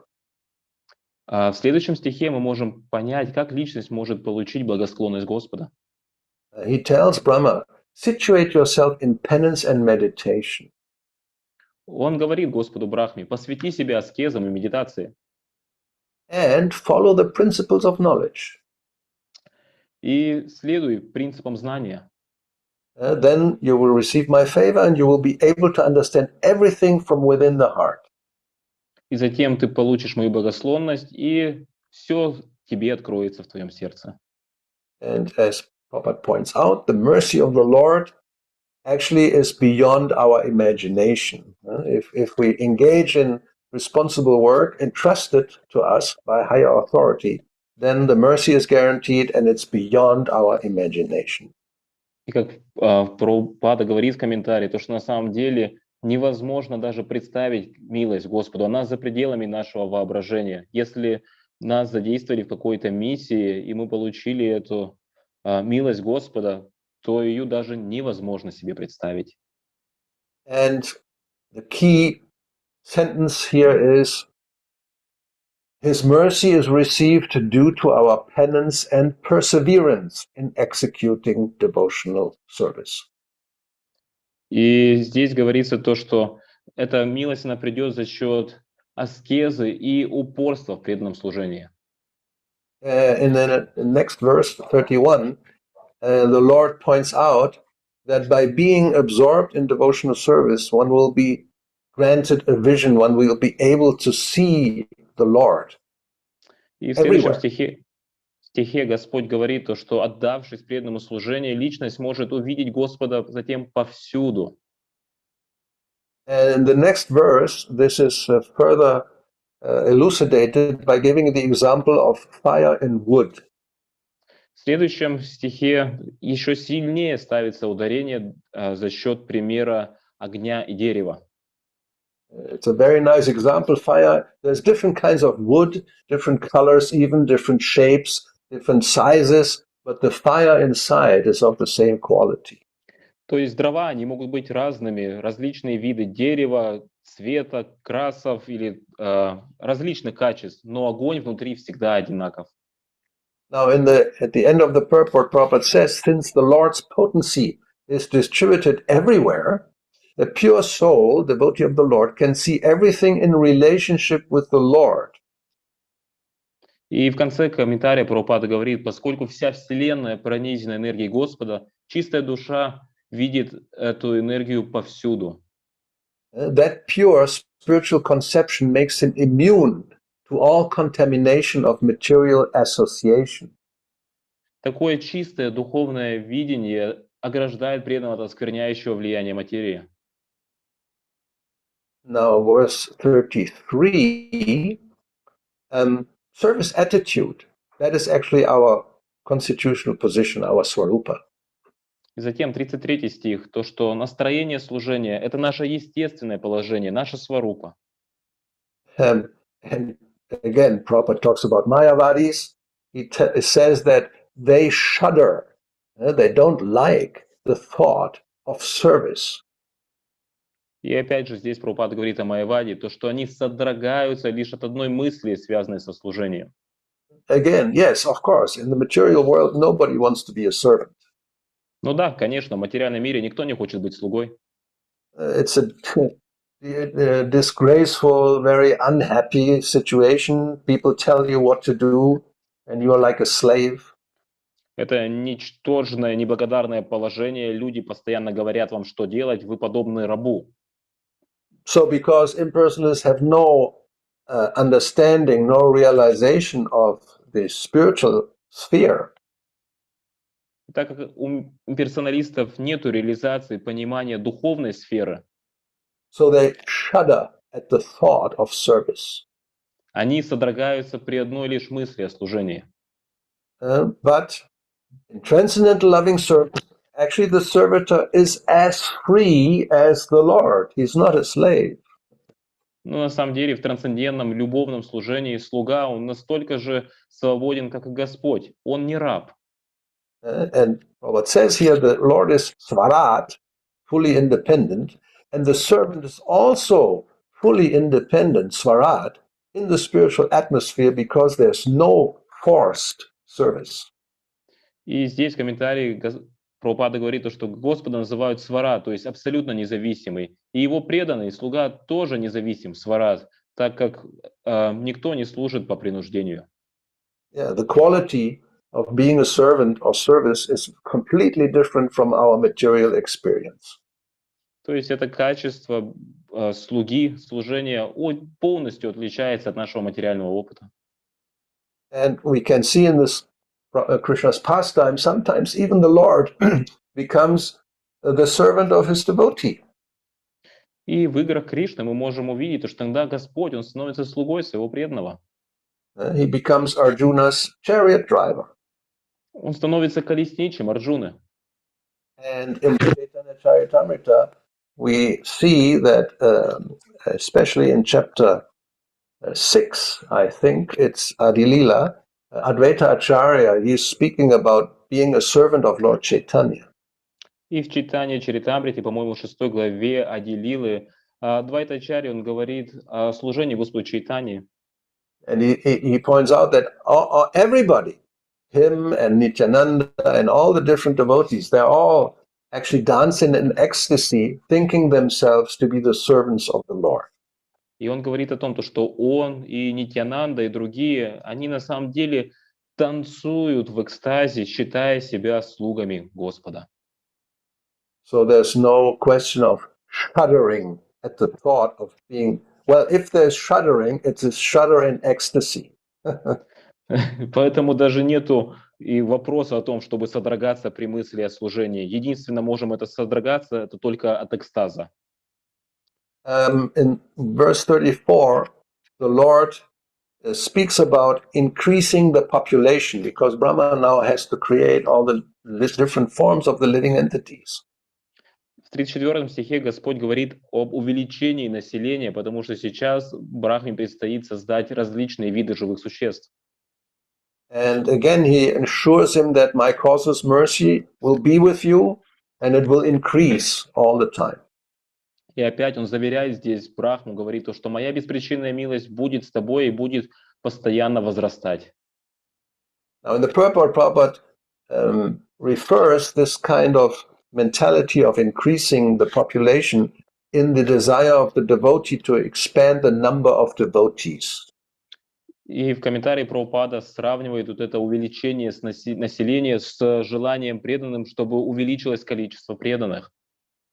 And in the next verse 35, the Lord assures again Brahma that the mode of passion will not bewilder you. И в 35 стихе Господь заверяет Брахму, то, что гуна страсти не осквернит его. Your mind will remain fixed on me. Твой ум будет сосредоточен на мне. And in the purport, Prabhupada points out that sometimes we may see that the devotee becomes bewildered. И Прабхупада в комментарии говорит, что иногда мы можем увидеть, что преданный введен в заблуждение. But that is due to the action of the internal potency. Но это лишь происходит за счет деятельности внутренней энергии. And he gives the example of Brahma himself or even Arjuna, and all such bewilderment is meant for the advancement in knowledge of the Lord. И он дает пример самого же Господа Брахмы или Арджуны и говорит о том, что такие любые заблуждения предназначены для того, чтобы преданные Господа продвинулись. In the next verse, the topic is material conception compared to spiritual conception. Тема следующего стиха – это материальная концепция в сравнении с духовной. So again, the spiritual conception doesn't mean negation of the material manifestation. Духовная концепция не означает отрицание материального мира. It's the same what we already discussed, that here is form, there's no form, here's activity. No, it's completely different quality. Это то же Spiritual самое, conception. что мы ранее обсуждали. Это не то, что здесь есть форма, там нету формы, здесь есть деятельности, там нету деятельности. Нет, это другая форма, это другая духовная концепция. So in the next verse, 37, therefore it is pointed out that this knowledge comes by revelation, not by speculation. И в следующем стихе описывается то, что это знание, оно открывается, оно не приходит за счет спекуляции. And the Lord reminds in this verse Brahma that he tried to find out the source by diving, by his own effort, and he couldn't do it. И в этом стихе Господь напоминает Брахме то, что тот попытался сам найти источник за счет своих собственных усилий, погрузившись в стебель лотоса, но не смог, ничего не And the Lord обнаружил. tells him, at that time I manifested myself from within. И Господь говорит ему то, что в это время я проявил себя изнутри.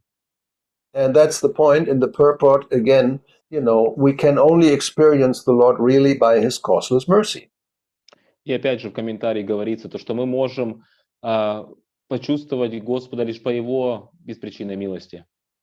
And Srila Prabhupada, what he says in the purport refers to, I think I saw 3 different verses, which are also very well known. И то, что Шрила Прабхупада говорит в комментарии, я это видел также в 3 других стихах, которые достаточно известны также. The first one is Atakshi Krishna Namadi Namavitrayam Indriyaya, that the material senses cannot approach the Lord. He's beyond and he only reveals himself. Then we can know. Первый стих — это то, что материальные чувства, они не могут постичь Господа лишь только тогда, когда Он открывает себя, тогда мы можем познать Его. And then he says, only by love one can know, which means Bhaktyamam Abhijanati from Bhagavad Gita. Затем из Бхагавад-гиты Господь говорит, что только за счет любви кто-то может постичь меня. And that one can see within when the eyes are opened by ointment of love of God, which means Premanjana Churita Bhakti Ulochanena. И затем следующий стих, то, что личность может увидеть изнутри, когда глаза умощены бальзамом любви. Then in the next verse 38 speaks about voluntary endeavor. Затем в следующем стихе 38 говорится о добровольных усилиях. But in the verse, the Lord again says, whatever you have done, your prayers, your penances, etc., all this is my causeless mercy. И в этом стихе Господь говорит, все, что ты не сделал, аскезы, вся твоя вера, деяния, все это плоды моей беспричинной милости. Now from this we can take one sentence in the purport, very important. Voluntary endeavor is the only qualification for spiritual perfection. И из этого комментария мы можем взять одно важное предложение, то, что добровольное усилие — это единственная квалификация для духовного совершенства. Of course, by now we understand it doesn't mean just by your own endeavor you can do it, but voluntary endeavor invokes the mercy of the Lord. Конечно, мы понимаем то, что просто за счет своих собственных добровольных усилий, конечно, мы это, возможно, не сделаем, но добровольные усилия, они призывают милость Господа. 39, the Lord says that I'm very much pleased and your desire to glorify, I give my blessings. You have all benedictions. В 39 стихе Господь говорит, что я очень доволен твоими прославлениями в том числе и исполняю все, что ты попросил, все твои желания, получаешь все мои благословения. Yeah, and then the purport simply points out that pure devotees, the devotees in general, they always have the desire to glorify the Lord, to propagate His glories, and that desire is always blessed by the Lord. Прабхупада говорит в комментарии, то, что чистые преданные, они всегда имеют желание постоянно прославлять Господа, и Господа это очень радует. So then 40, qualification for offering such prayers. Затем 40-й, то есть квалификация для того, чтобы предлагать эти молитвы. So, and Prabhupada says, somebody who wants to fulfill his own desires for sense gratification cannot offer such prayers like Brahma did. Комментарий Прабхупады говорит, что тот, кто стремится к удовлетворению собственных чувств, он не сможет возносить Господу молитвы, как Брахма сделал. And here again he mentions the casual devotees. И здесь он опять говорит о расслабленных преданных. Then that such casual devotees, they may offer the best of prayers. То, что такие расслабленные преданные, они могут предложить лучшие молитвы. But because their inner intention, their motivation is selfish, the Lord will not respond to such prayers. Но так как их внутренний мотив корыстен, Господь не ответит на такие молитвы. 41, the ultimate goal is the satisfaction of the Lord. 41. Конечная цель – это удовлетворение Господа. And in the verse, the Lord mentions all kinds of activities, from penances to mystic activities, etc. It's all meant to satisfy Him. В стихе Господь описывает различную деятельность аскезы, медитация, мистическая и так далее. Это все предназначено, чтобы удовлетворить Его. So that means that any type of activity, doesn't matter what it is, if one tries to use it to satisfy the Lord, then that is the standard for correct activity. Таким образом, любая деятельность, если она творится для того, чтобы удовлетворить Господа, это является стандартом правильной деятельности. Then in the 42, the Lord points out that He is the super soul, and therefore He is actually the dearmost object of every living entity. В 42-м Господь говорит то, что Он является сверхдушой, и поэтому является самым дорогим, что есть у всех живых существ. Here the Prabhupada points out again that because the living entities are eternally part and parcels, therefore actually when we are attached to somebody, it's actually to the soul, not the body. И здесь комментарий Прабхупада говорит, то, что так как живое существо является частичкой, вечной частичкой, поэтому, когда мы привязаны к кому-то, на самом деле мы привязаны к душе, а не к телу. Even though one does not know this, but by one's activities, this will be visible. Даже, возможно, кто-то этого не знает, но за счет деятельности человека это будет видно. If one has a very loved person, either a son or a spouse or mother, father, etc., friend, as long as they are living, one may be very much attached. Если у кого-то есть какая-то возлюбленная личность, дочь, сын, мать, супруг, отец, родители и так далее, то есть пока эта личность жива, то к ней будет привязанность. But as soon as they are dead and the body is lying there and they look the same, everything is practically, then they are no longer attractive. One does not have the same kind of affection. Why? Because the soul is gone. Но как только они умирают, то есть есть по-прежнему это тело, оно по сути, в принципе, ничем не отличается, то оно уже так сильно не привлекает. Почему так? Потому что душа ушла. And one has affection for the soul because it's part of the supreme soul. And that's the whole thing. И душа привлекает по той причине, потому что она является частью верховной души. Вот и все. So now the last verses, 43, the Lord tells Brahma, now you can do the work of creation. You are empowered. You have the right vision. No problem.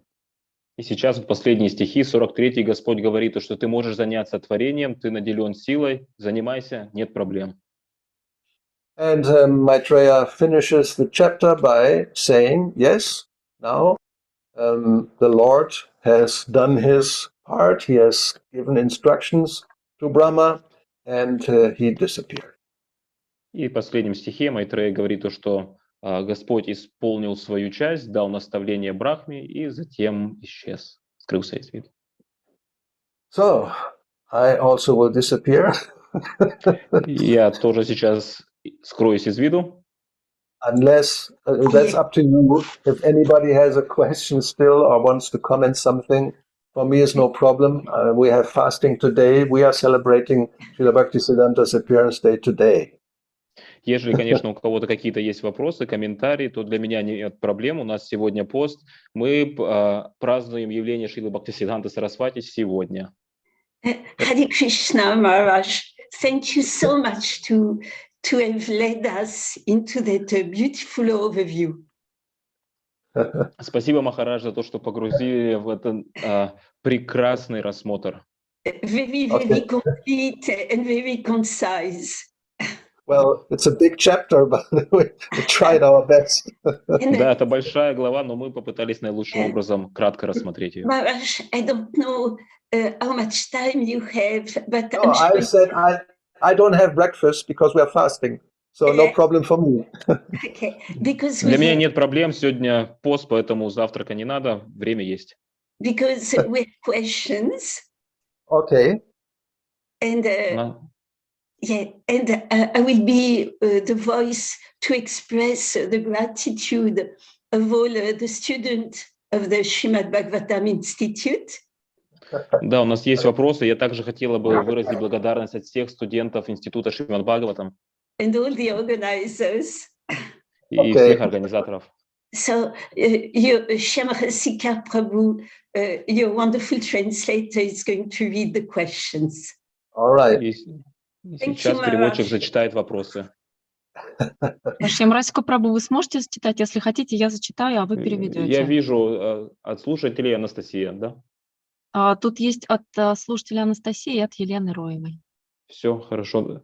Maharaj, I will firstly read in Russian, then we'll read in English. Yes.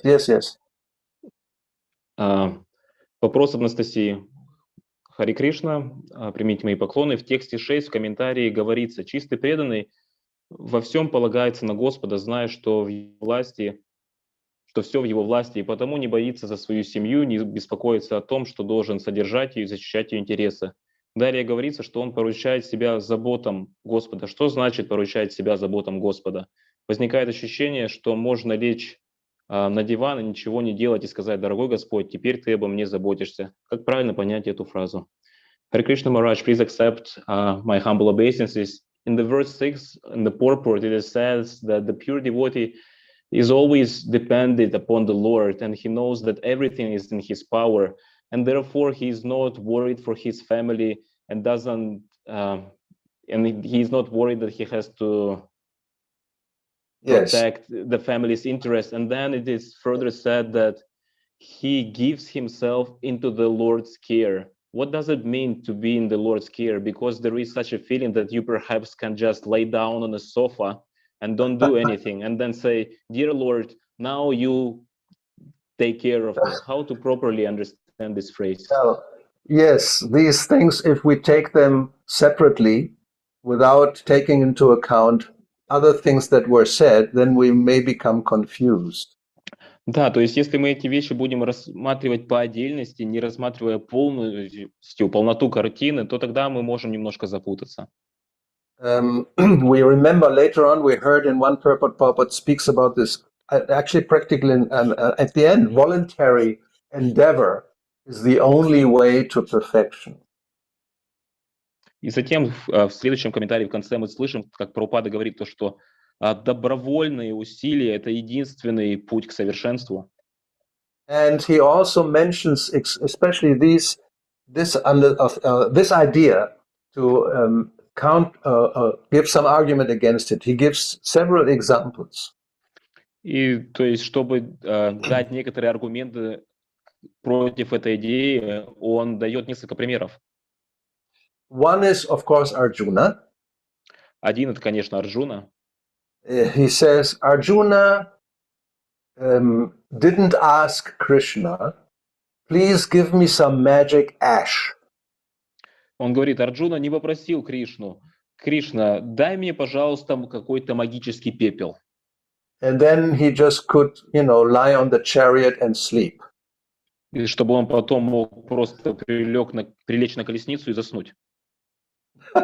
So, of course, Krishna could have done it, right? I mean, the magic ash refers to this Bhogi yogi who manifests some magic ash, and people think, oh, he's God. Магический пепел подразумевает вот этот пепел, который творят там всякие боги-йоги, которые просто дают людям пепел, проявляют его, и вот это и есть чудо. But let's say there is a real magic ash. Krishna, of course, can have this. And this, with this magic ash, then the whole battle of Kurukshetra is finished and Arjuna doesn't have to fight. Of course, he can just sleep on the chariot. Ну давайте же скажем, рассмотрим то, что у Кришны, несомненно, есть любой пепел, магический пепел, вот просто взмахом руки он может сделать так, то, что вся Курукшетра решена, и на самом деле Арджуна может просто прилечь и отдохнуть. No. So Krishna tells Arjuna, get up and fight. Но Кришна говорит Арджуне, вставай, сражайся. And when he actually doesn't want to fight, then Krishna said, well, whether you fight or not, it's already done. I'm showing you now. They're already dead anyway. But you become an instrument. И когда он не хочет сражаться, то Кришна говорит, ну я тебе сейчас покажу то, что на самом деле уже все и так решено, все погибли, ты просто должен лишь стать инструментом. And the other example he gives is the lion in the forest. Другой пример, который он дает, это лев в лесу. The lion is the king of all the animals. Лев, он царь зверей. But he cannot just lie down somewhere in the forest and open his mouth and say, I'm the king, please walk into my mouth. Но он же не может просто лежать где-то в лесу, открыв свою пасть и говорить, я царь, входите в мою пасть. No, although he's the king, he has to work. Хотя он и царь, ему все-таки придется трудиться. So what to speak of us? Что же говорить о нас? But at the same time, although we have to work to maintain family, protect wealth, or whatever, we must depend on the Lord for the ultimate sanction. Несмотря на то, что да, нам нужно трудиться, чтобы зарабатывать, защищать семью и так далее, в конечном счете мы должны зависеть от санкций, от решения Господа в конечном счете. And it's a little bit like Brahma's situation. He is supposed to become now or be the secondary creator. Подобно положению Брахмы в каком-то смысле, потому что сейчас он должен стать второстепенным творцом. But he will depend completely on the mercy of the Lord for empowerment, for encouragement, for everything, sanction. Но он полностью будет зависеть от милости Господа, чтобы заполучить эту силу, санкцию, чтобы это все исполнить. As it was pointed out by Prabhupada, this is a tremendously difficult task he has to do. We cannot even imagine. Как Прабхупада сказал, это огромнейшее, титаническое усилие, невозможно представить. Well, he has to give the bodies of the different living entities according to their karmic situation, where they're left off in the previous creation. And just imagine. То есть он должен дать тела живым существам в соответствии с их кармическим положением, на котором они остановились в предыдущем творении. Просто представьте. So he will depend on the Lord's mercy in terms of even remembrance, what to speak of the ability by itself. То есть он будет зависеть от милости Господа просто даже чтобы вспомнить, что же говорить вообще о способности. Yeah. So the point is that the devotee, he will endeavor, but he will not think himself independent. Поэтому момент в том, что преданный он будет прилагать усилия, но он не будет считать себя независимым. Here in this purport we are referring to in verse number 6 in the second paragraph, Prabhupada says, the devotee surrenders everything unto the supreme control of the Lord. В этом стихе, шестом стихе, во втором параграфе, то, что Прабхупада говорит, то, что преданный предает себя верховной воле Господа. And therefore he has no fear for maintaining his family or protecting the interests of his family. Поэтому у преданного нету страха в том, чтобы поддерживать интересы и свою семью. Which does not mean that he doesn't have to do anything. Just because he surrenders the control doesn't mean now he becomes inactive. Это не означает, что ему ничего не надо делать. просто за счет того, что он передает управление Господу, не означает, что он становится бездействующим. So he is active, but at the same time, if, for example, despite all endeavor, something doesn't work out, he doesn't become frustrated. Он занят деятельностью, но, например, если что-то, несмотря на все усилия, не сработало, он из этого не разочаровывается. I mean, I hope everybody understands this point, and if not, you can ask further questions. The point is, we should endeavor to the best of our ability. И надеюсь, все понимают этот момент. Если нет, то может потом перезадать вопрос. То есть мы должны прилагать наши лучшие усилия. But then the rest, the result, is really doesn't depend on us. Но затем результат на самом деле-то от нас не зависит. Now again, we have Prahlad Maharaj giving an example in his prayers that sometimes we see that despite the best medicine, the best medical care, a patient dies. И опять же мы имеем пример Прохлады Махараджа в его молитвах, то что иногда, несмотря на лучшую заботу докторов, пациент умирает. Or parents, they try their best to protect their child. Или же родители пытаются наилучшим образом защитить ребенка. And still there may be an accident. Но тем не менее, может быть какое-то происшествие.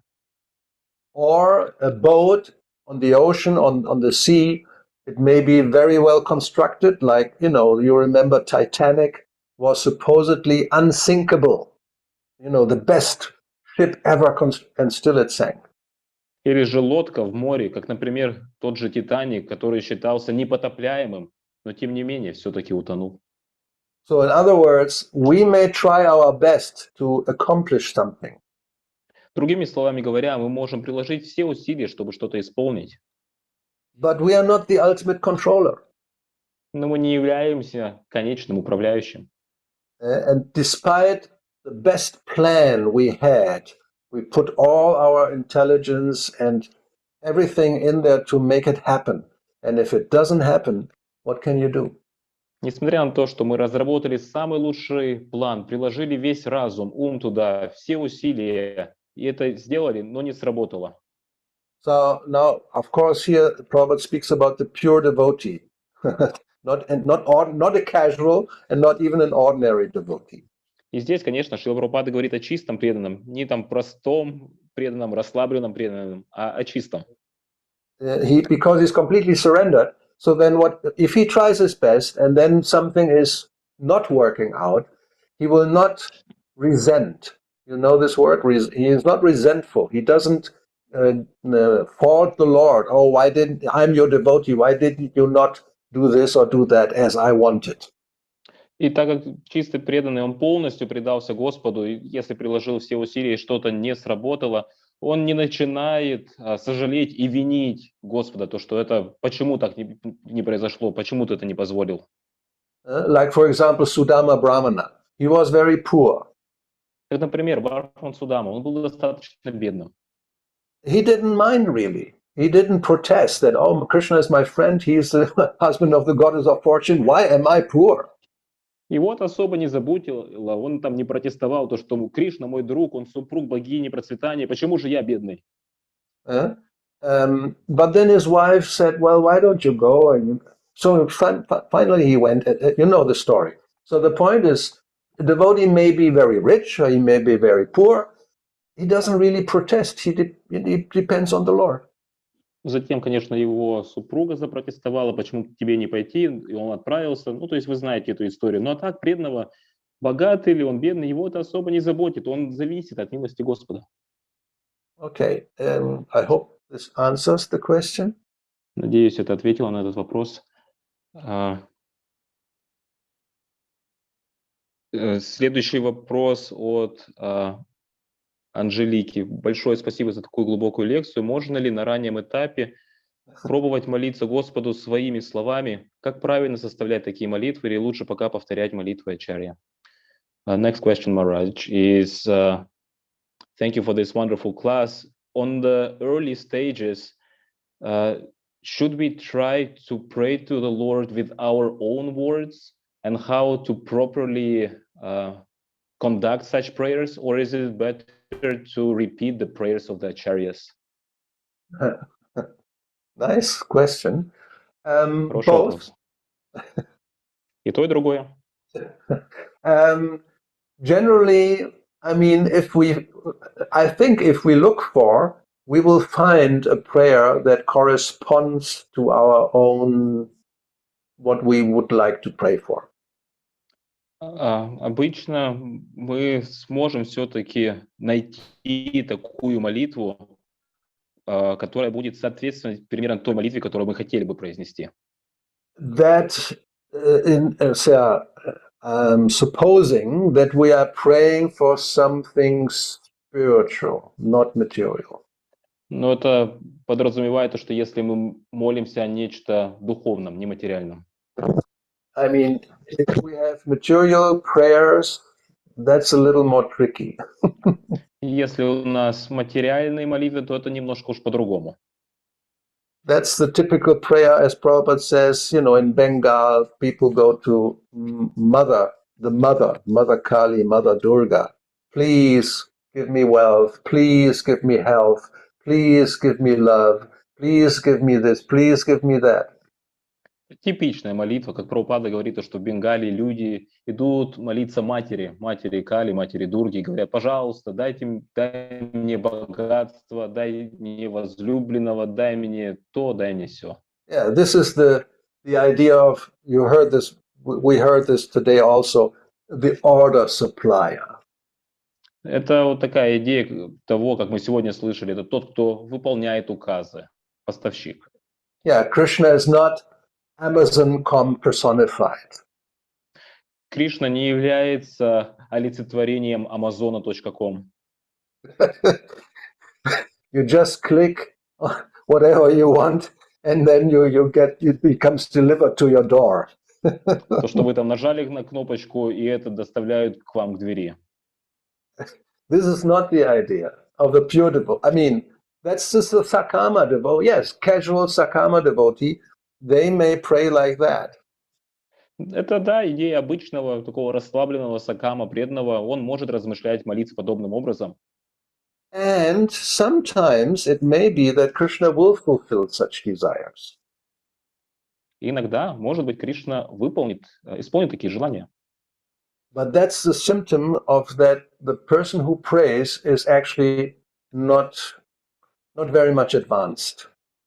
Но это проявление того, что тот, кто молится, на самом деле недостаточно продвинут. And one may even say such a person does not have surrendered yet, not even one time, really seriously, sincerely from their heart. И это также подразумевает то, что эта личность еще ни разу так искренне от сердца так и не предалась. Now, I say this because this is mentioned in Chaitanya Charitamrita. I think it's 22nd chapter of Madhya Lila, where it is said that Krishna, if somebody has once surrendered to him, let's go by parts. И я говорю об этом, потому что это описывается, по-моему, в 22 главе Мадья Лили, где Кришна говорит, что если кто-то предался ему. So, if somebody once has surrendered to the Lord says, I will protect that person from that time on. Если кто-то хочет предаться Господу, то Господь говорит, что с этого момента я буду защищать эту личность. I'm just looking for this quickly. Maybe I'm lucky and find it. Oh, I'm lucky. Ну, посмотри, мне повезло, нашел этот стих. So this is Chaitanya Mahaprabhu speaking to Sanatana Goswami. Здесь Чайтанья Махапрабху обращается к Санатане Госвами. So if you have the translation, you can even have it very quickly in Russian. It's Madhya Lila 22:34. Sakrit eva prapanoyas tavasmiti cha yachate avayam sarvada tasmai dadami tat vratam mama. This is Ramachandra speaking. Это Мадья Лила 22:34. Здесь Господь Рамачандра говорит. And this is in connection to Vibhishana, Это в связи с Вибхишиной. because he is the brother of Ravana, Так and он he является братом surrendered. Раваны. Yeah, he surrendered to Ramachandra, and both Hanuman and Lakshman, they said, "Oh, you never know. Be careful with this person." И он предался Рамачандре, и Лакшмана говорит, то, что никогда уж точно нельзя знать, то, что если он по-настоящему предался. But Ramachandra knew that Vibhishana actually had surrendered himself from his heart to the Lord. Но Рамачандра знал, то, что Вибхишна поистине предал себя всем своим сердцем Господу. So therefore he says, "It is my vow that if one only once seriously surrenders unto me, saying, 'My dear Lord, from this day I am yours,' and prays to me for courage, I shall immediately award courage to that person, and he will always remain safe from that time on." И Господь Рамачандра говорит, вот мой обет. Если человек хотя бы однажды всерьез отдаст себя мне со словами «Мой дорогой Господь, с этого дня я твой», и будет молить меня о бесстрашии, я без промедления избавлю его от всех страхов. С этой минуты он постоянно будет в безопасности. Now in the verses that come after that, it is pointed out that sometimes by bad association, a person, one begins to engage in devotional service, but then one again has material desires. Затем в последующих стихах говорится то, что за счет плохого общения личность может по-прежнему задействоваться в преданном служении, но затем будет иметь материальные желания. So then in verse 38, then Chaitanya Mahaprabhu is like Krishna is speaking. He says, Krishna says, if one engages in my transcendental loving service, but at the same time wants the opulence of material enjoyment, he's very, very foolish. Indeed, he is just like a person who gives up ambrosia to drink poison. И затем в 38 стихе Господь Чайтанья говорит, Кришна рассуждает так. Вот, глупец, он занимается трансцендентным любовным служением мне, но в то же время жаждет материальных наслаждений. Это все равно, что отказаться от нектара и предпочесть ему яд. Since I am very intelligent, why should I give this fool material prosperity? Instead, I shall induce him to take the nectar of my shelter, of my lotus feet, and make him forget illusory material enjoyment. Но у меня-то есть разум. Чего же ради я буду наделять этого глупца материальным процветанием? Лучше я сделаю так, что он отведает сладости прибежища у моих лотосных стоп и забудет об иллюзорных материальных наслаждениях. Coming back to the question, if one has not come to this point of complete surrender, that I am yours, tavasmiti, then Krishna may give material enjoyment. Возвращаясь к вопросу, то что если личность не подошла к полному моменту предания, то да, Кришна может дать какое-то материальное наслаждение. But if one actually has surrendered at one point in one's life, and then later on, by circumstances that you again, become a fool and want material things, Krishna may not give. Но если же все-таки в какой-то момент жизни вы предались Господу, и в дальнейшем за счет ситуации общения вы там захотели материальных благ, то Кришна не даст этого. But actually, just the opposite may happen, as he says to Maharaj Yudhishthira, that if I favor somebody, I may take away everything. Более того, может произойти полностью противоположное, как он говорит Махараджу Юдхиштхире, то что если я благосклонен кому-то, я могу, например, все забрать. So when we pray, we have to be very careful what we are praying for. Поэтому, когда мы молимся, мы должны быть очень внимательны, о чем мы молимся. So the prayers of the previous acharyas and prayers we find in Bhagavatam, there's lots of prayers from so many different persons in different circumstances. We can be sure these are authentic, very good prayers. Поэтому молитвы предыдущих ачарьев, молитвы, которые мы можем обнаружить в Бхагаватам такое огромное количество молитв, которые были произнесены в различных обстоятельствах, мы можем быть уверены, что это авторитетные, аутентичные молитвы. And in some purports, Prabhupada says we should, learn prayers like this one. Like, for example, the prayer of Prahlad to Nrsingadev in the 5th canto, this Om Namo Bhagavate Narasimhaya, this prayer, and Gajendra's prayer, for example, he also says, if we learn such a prayer, this will be very good for us to remember at one time when we need. И Прабхупада говорит в комментариях, что на самом деле, если мы выучим молитвы Прахлада Махараджа или же Гаджендра, и мы по-настоящему заучим их и будем произносить их тогда, когда они нам по-настоящему нужны. So that's the best way, but even we can offer our own prayer, but we should be careful. It's not like, for material things. That wouldn't be a good idea. Это, конечно, лучший способ. Ну, конечно, мы можем произносить свои собственные молитвы. Конечно, желательно было бы, чтобы они не были с материальной нацеленностью. Then better go to Bengal and ask somebody how to approach Durga. They will tell you how to pray to get, material enjoyment. Если такие молитвы нужны, то можно подойти в Бенгалии к любому человеку и спросить, как они молятся к Дурге. И они расскажут, как они молятся о материальном процветании.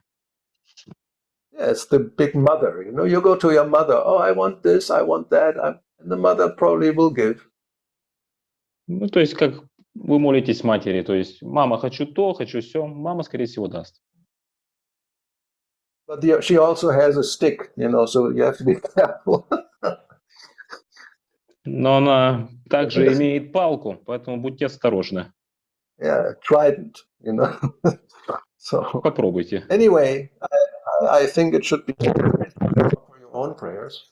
But if you find prayers already, they're all practically all subject matters, I think, are covered by prayers we find. So then we are sure we are not speculating.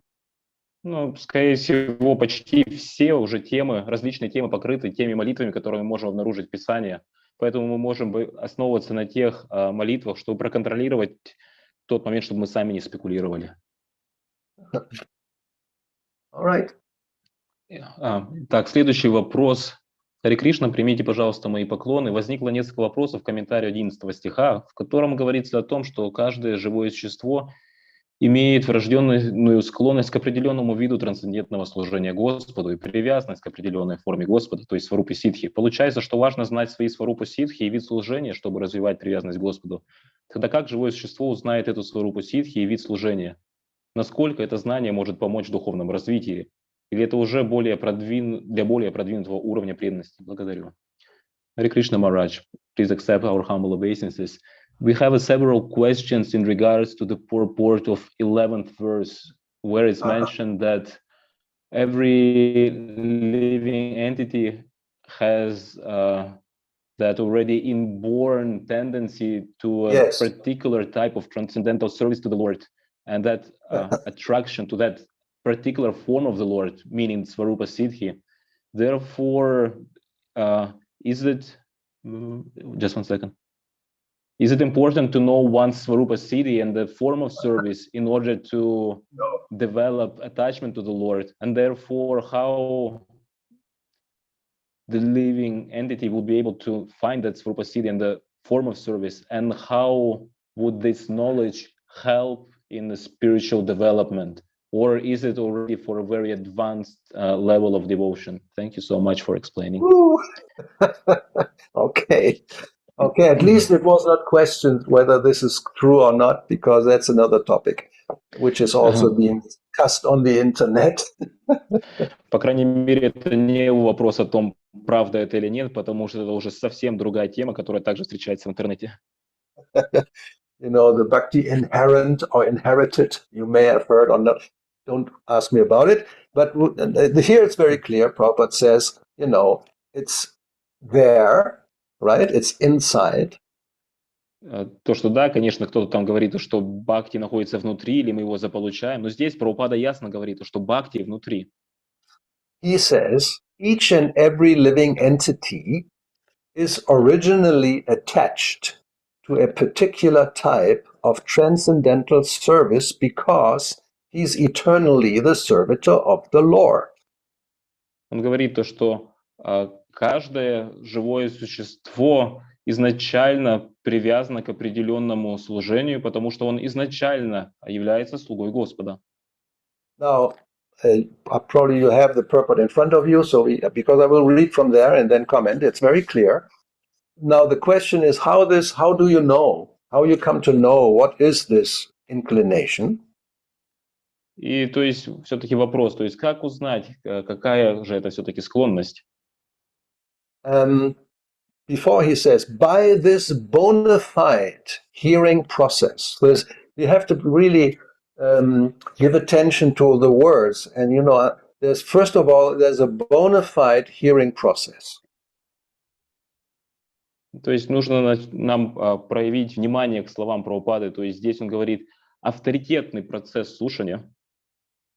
I think in the verse he says it's the word shrutekshita is the path to hear from bona fide devotees. То есть в стихе это, по-моему, относится к слову шрутекшита, то есть когда мы слушаем от авторитетных, преданных. So this is the first condition. You hear from bona fide source. Это первое условие, то, что мы слышим от авторитетного источника. And of course you have to be sincere. И, конечно же, вы должны быть искренни. And then the heart becomes cleansed of all material rubbish. И затем сердце очищается от всего материального мусора. It's like anartha-nivritti, right? I mean, all these undesirable habits, tendencies, etc., they all become cleared away. То есть это анарха-неврити, то есть все вот эти ненужные тенденции, они все убираются, очищаются. It's in Bhagavatam, first canto, explained, Shrinvatam Svakata Krishna, another very famous verse Prabhupada quotes many times, the same thing.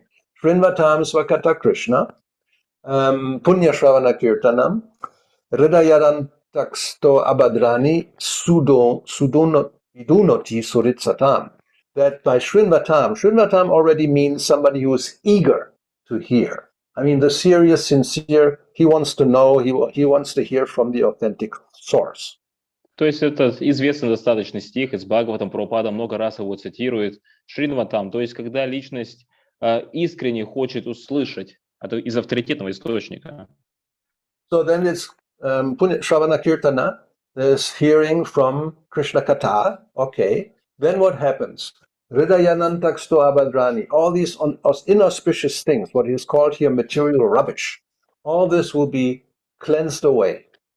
То есть мы слышим эту Кришна-катху, и что происходит? То, что все эти нежелательные вещи, как здесь говорится, материальный мусор, все это смывается. And it's the Lord in the heart. Vidunoti surit satam. Surit means the well-wisher, well-wishing friend. That's the Lord in the heart. И затем Господь в сердце, сухрит, подразумевает доброжелатель, друг. Это Господь в сердце. And of who? Satam. Satam is, Satam Prasanga. That means the sadhu, the sincere devotee, the true devotee. Satam. И затем сатам означает искренний, садху, истинный преданный. So we have this. We have the bona fide process of hearing. We have the bona fide receiver, the sincere devotee. Heart will become cleansed. И то есть мы имеем авторитетный процесс слушания, у нас есть авторитетный слушатель, это искренний преданный, и тогда сердце очистится. Then there will be a result. Тогда будет результат.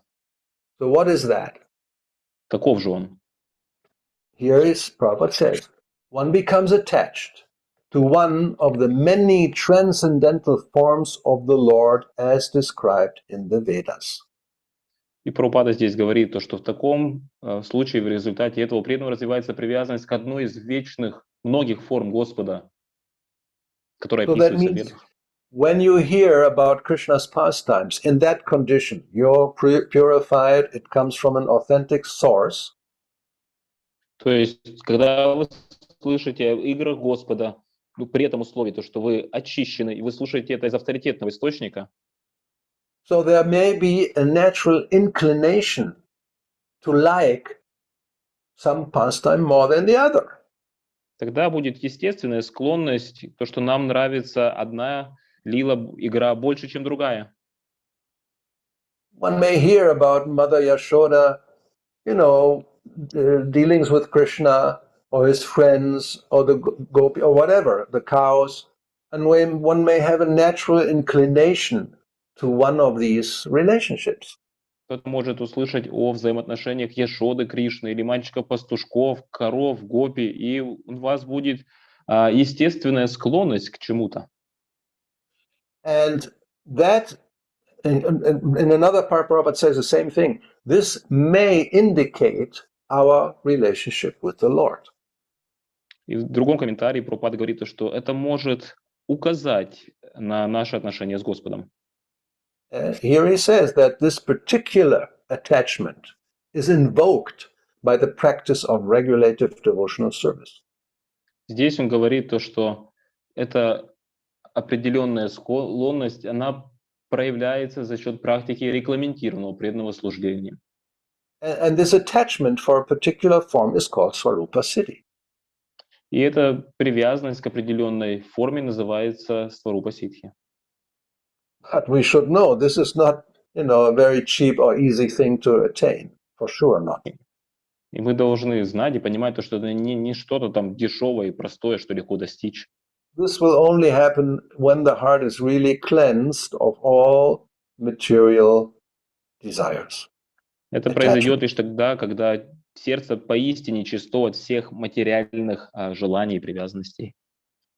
And if not, then we have to just be patient, but continue the process of hearing from bona fide sources. В противном случае мы должны, по крайней мере, продолжать получать слушание из авторитетных источников. Because the Lord will reveal from within that relation. Потому что Господь, Он откроет это отношение изнутри. But, as Prabhupada says here, He does not disclose Himself to a casual or unauthentic worshipper.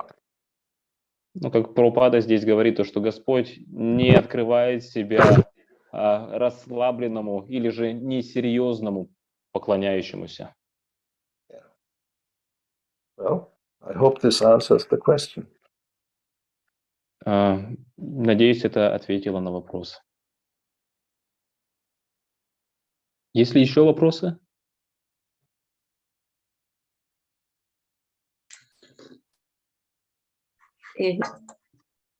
What did you say, Shyamrasika? I think we are done with the questions, Mataji. I hope think so. so. Yeah. So, thank you so much for everything, Maharaj. Спасибо вам за все, Махараш. Okay. Well, thank you for allowing me to do this. And, Srila Prabhupada ki jai. Спасибо, что позволили мне поучаствовать. Grantara Shrimad-Bhagavatam ki jai. Jai. Jai. Gauravani Vrinda ki jai. Hare Krishna. Hare Krishna. Hare Bol.